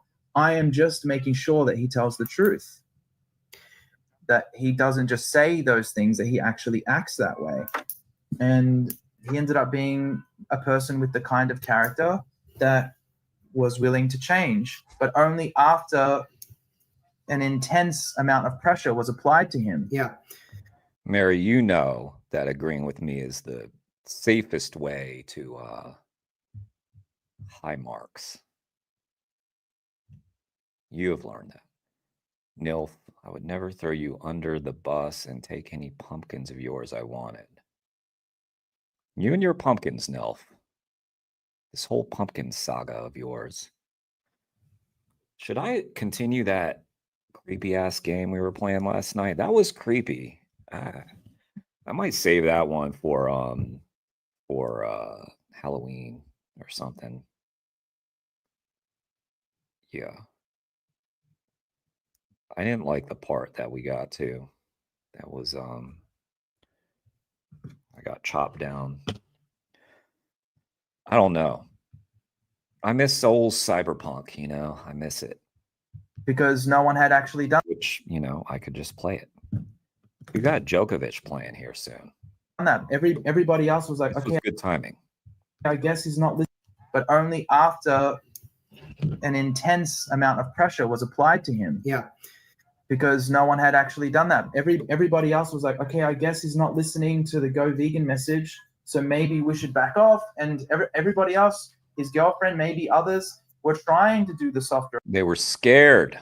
They were scared of him. approach, and it wasn't working. So yeah, it's a nice story, and I mean, you can build a whole theory on it, I think, and but this may happen a lot in your experience, so I'm not going to contradict it. But here's one thing that I'm a bit cautious about, is that, like, so this, what you're doing with this approach, where you have pre-selected maybe a person that is open, and you are talking to them, and you're charismatic, and you're well-spoken, and you can convince them. I'm still, given the risks that there are, I mean, I'm not saying, yes, you're right, we don't have to take people every time at their word, but I'm not going to ignore the studies about reactants, etc. either. It would be not prudent to do that. So given those risks, I am a bit afraid that many activists, young people, whatever, see this. It's also telling that he used the word afraid. This is fear-based. This is just fear. And take this, it would be not, but I'm not going to ignore the studies about reactants, etc. either. It would be not prudent to do that. So given those risks, I am a bit afraid that many activists, young people, whatever, see this and take this everywhere without the context of AV, without the protocol, take it online and start talking to people like that. A lot of other people looking at it and also finding this too aggressive, are not comfortable with being called a hypocrite online or whatever, and just are reactive and are further away from our cause and where we want to lead them. Where's the evidence of that?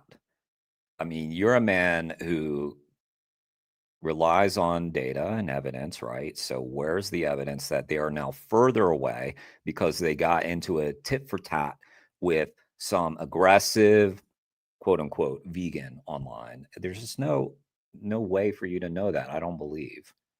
Maybe I'm wrong. I'm open to being wrong, I guess, but it's just like, you know, again, they're going to, as Felix said, because Felix was being based as usual, they're going to ruminate on it later. They're going to think about it, even if they're defensive in the moment, even if they hated the vegan. than before. I think that's a real risk, that this your protocol, your approach gets taken out of context, and a lot of people, I see so much crap that people throw at each other, and also in the movement, like people towards each other for not being entirely vegan, all that kind of thing. So yeah, that's something that I would be like really mindful of that issue. Well, people are doing this approach online. In fact, I would say that I see that happening more than ever before. People are actually just debating people on TikTok, where people just join on a live stream and they just run the outreach protocol on them, and they're finding great success with it. I think that, or Paul, or they're exposing bullshit like Jade did, right? With Dean Withers. Like, God, I'm gonna blank on his name. What's his face? What's his name? Bass dude did with Charlie Kirk, like he did. Look, even if you don't turn someone vegan, you expose them to their own audience. Look what happened to David Pakman when Ask Yourself and Jay, right, from Jersey, called in and exposed him for his utter hypocrisy. His comment section lit him up. Man, those were moments. The outreach approach is actually followed properly, that it has great success regardless of whether the screens are involved or not. If your protocol could help. And I would argue, like, he's talking about AV protocol, right? But essentially, let's just boil it down to a blunt message, just blunt truth, going hard, no compromise. Fuck you if you're not on board. Just deal with it. Deal with my message. That's what all those examples were.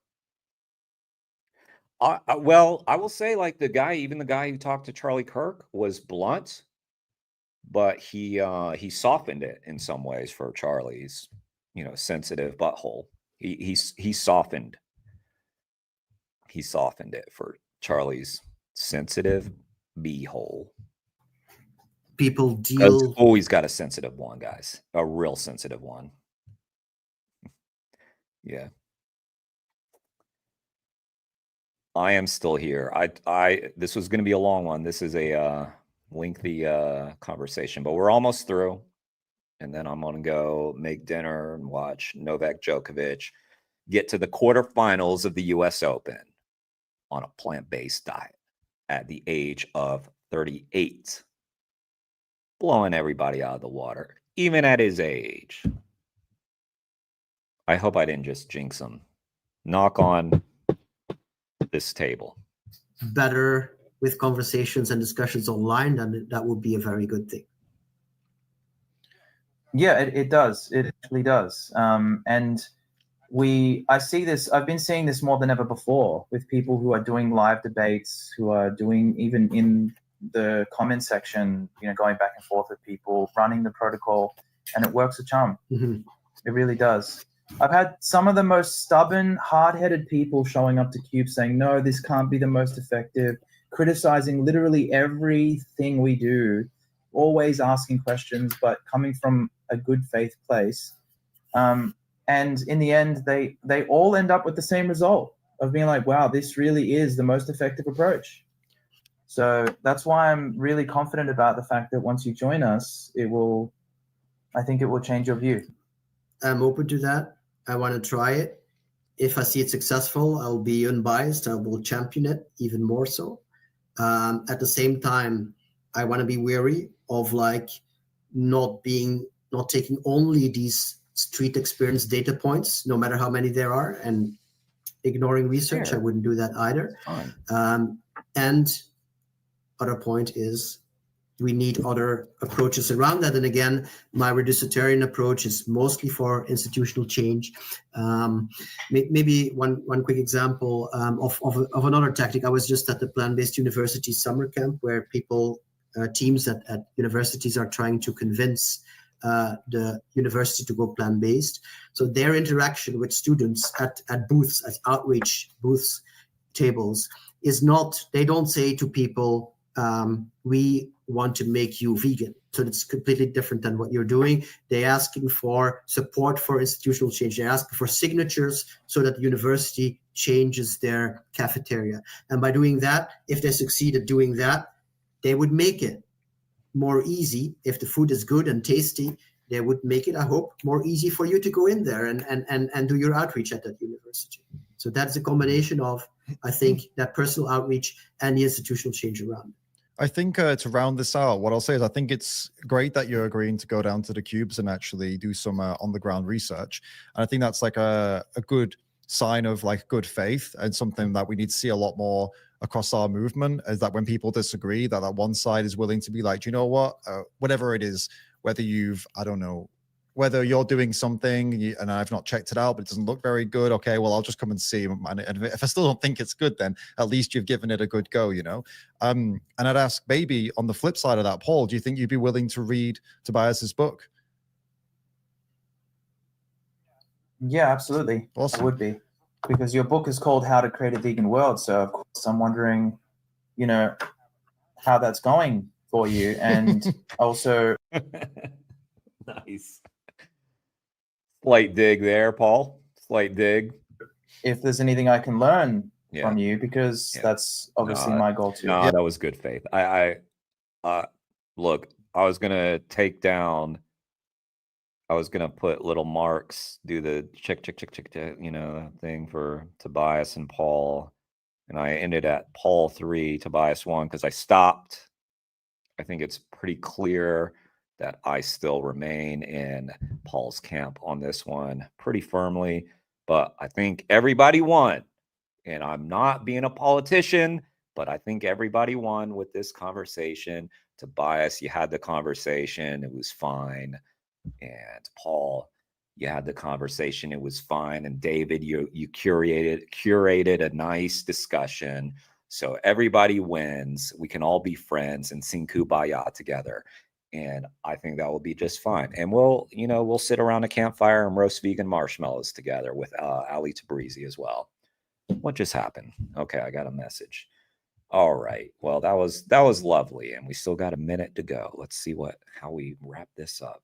And so I think maybe we could revisit after you've both kind of gone through that process of fully understanding where each other is, like whether going to the cube or reading the book. And actually, you know, maybe when you meet at the cubes and stuff, you can talk about it more. Then we could revisit this in a year and see where you're both at then. Maybe that could be pretty cool. Oh, I just want to say I think this was a productive discussion. I think it was all in good faith. I like Golf clap. differing in opinions in this way. I hope we can model it to some extent for other people, because again, there's so much less productive disagreement in the movement, and I think it's really important to differ in views, but to still trust each other. Yeah, I'm willing to read your book. It would be cool if we actually sat down and recorded a conversation after your experience at the Cube. Like, I can tell you that I can commit to reading your book by that point, because that would be next year when we do the campaign here in Amsterdam or in Europe. I'm pretty sure it'll be Amsterdam, but that'll be confirmed soon. So I think that would be a good place to like carry this forward. Yeah. From here. All right, Tobias, nice Good to meet you. Good luck with everything. And thanks for doing I'm it, on your David. side. Thanks. Thank David. you. And thank you both for coming on. And guys, make sure to get involved in the comments and let us know what you. Make sure you get involved in the comments and let them know. Make sure you subscribe to David Rams and do all that stuff. Here's the link to that vid. I thought that was worth watching. And yeah, thank you, David Rams, for all your good work in the movement. Thank you, Paul Bashir. If you happen to watch this, I'm gonna tell you. First ever activism event that I went to was a vigil. Second one was an AV Cube. And the people that I met at the AV Cube remain my vegan fam to this day. And yeah, that's partly as a result of, well, it's very much a result of your organization really did solidify my activism. So thank you, Paul. Don't just say bye before I've done. I've got to go through you. I got to grade y'all. Listen, Kane. Listen, Kane. Who left? We're not done yet. Okay, we're not done. I've still got to grade you all. Steven coming here at the end just to throw me some XP right at the very end. Ooh. Ooh. Right when I pulled up another tab, look what we got. Some Bible chat.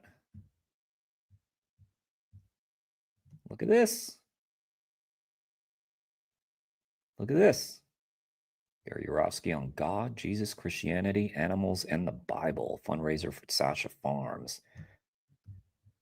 Let's throw him that first like. Let's link to this. You know what I'll be watching later. Nice. There's the link to that. So I'll be watching Djokovic here in a minute, I guess, whenever he starts.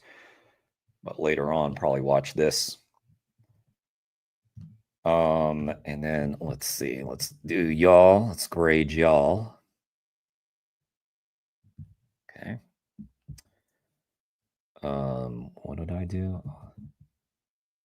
Oscar music, no copyright. Okay. Which one? I feel like this changed. I need a playlist. There it is. There it is.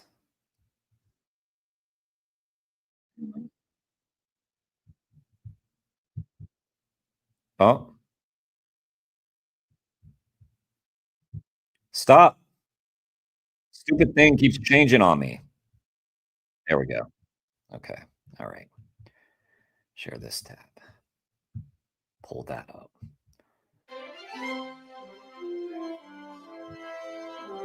Let's take a look at the numbers.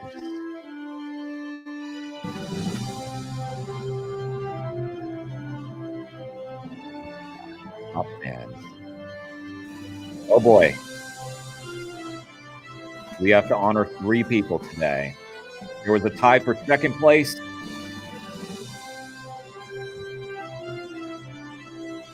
I bet you all already have some idea who that might be. Well, today, there's a tie between Alicia and Mary.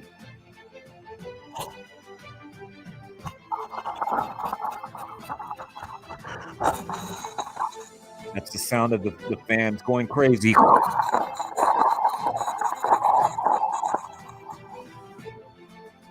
Wow. Mary and Alicia doing it again, always getting in that top 3. They never fail to get in the top 3. If there was ever a time when they didn't get in the top 3, we'd be well concerned, wouldn't we? We'd be well concerned. So let's recognize that all is well in the world, and Mary and Alicia are still in that top 3. But today, the day belongs to none other than Felix, who was batting 1,000 all day. And no, he didn't win just because he agreed with everything I said, even though he did. And if he disagrees with something I said, he had the better sense to keep that to himself. Well done, Felix. Those people who disagree with me, they don't recognize that sometimes the way to greatness is just put that buried in. Take that thought, crunch it up, smush it into the ground, and recognize that that was an evil thought. That was a sin to go against Jeremy. Felix knows that. Speech, Felix. The one and only Felix. Batting 1,000. Term, right? Speech. Let's hear it, Felix. Let's hear it. Also, Felix, who won the debate? Since you won the day, I feel like you get to call the winner of the debate. Who won? Did David win? Even though he was just moderating? Did Paul win? Did Tobias win? Are you going to shock us and say Tobias won? Who won? And why? More importantly, why did they win? Felix gets the last call. Paul definitely won. Paul definitely won, according to Felix. But why, Felix? Why? Yeah. Thanks, everyone, he said. That includes me, by the way. Everyone includes me, so you're welcome. Felix, you're welcome.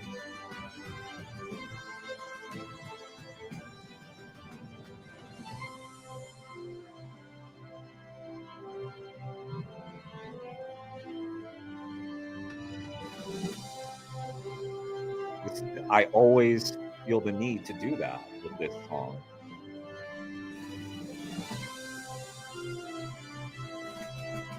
All won since he had confidence in the vegan message. Agreed. Agreed. All, congratulations, you won.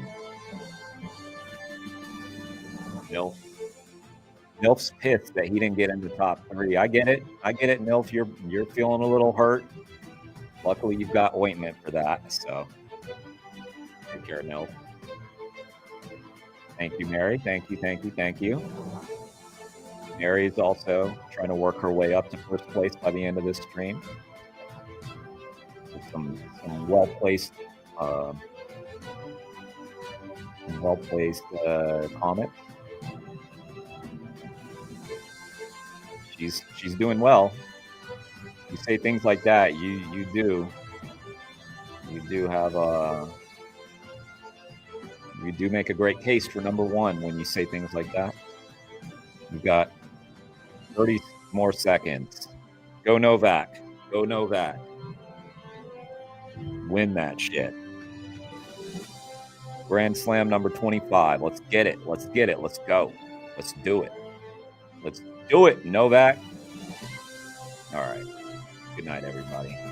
Maybe I'll see some of y'all later if I decide to gang.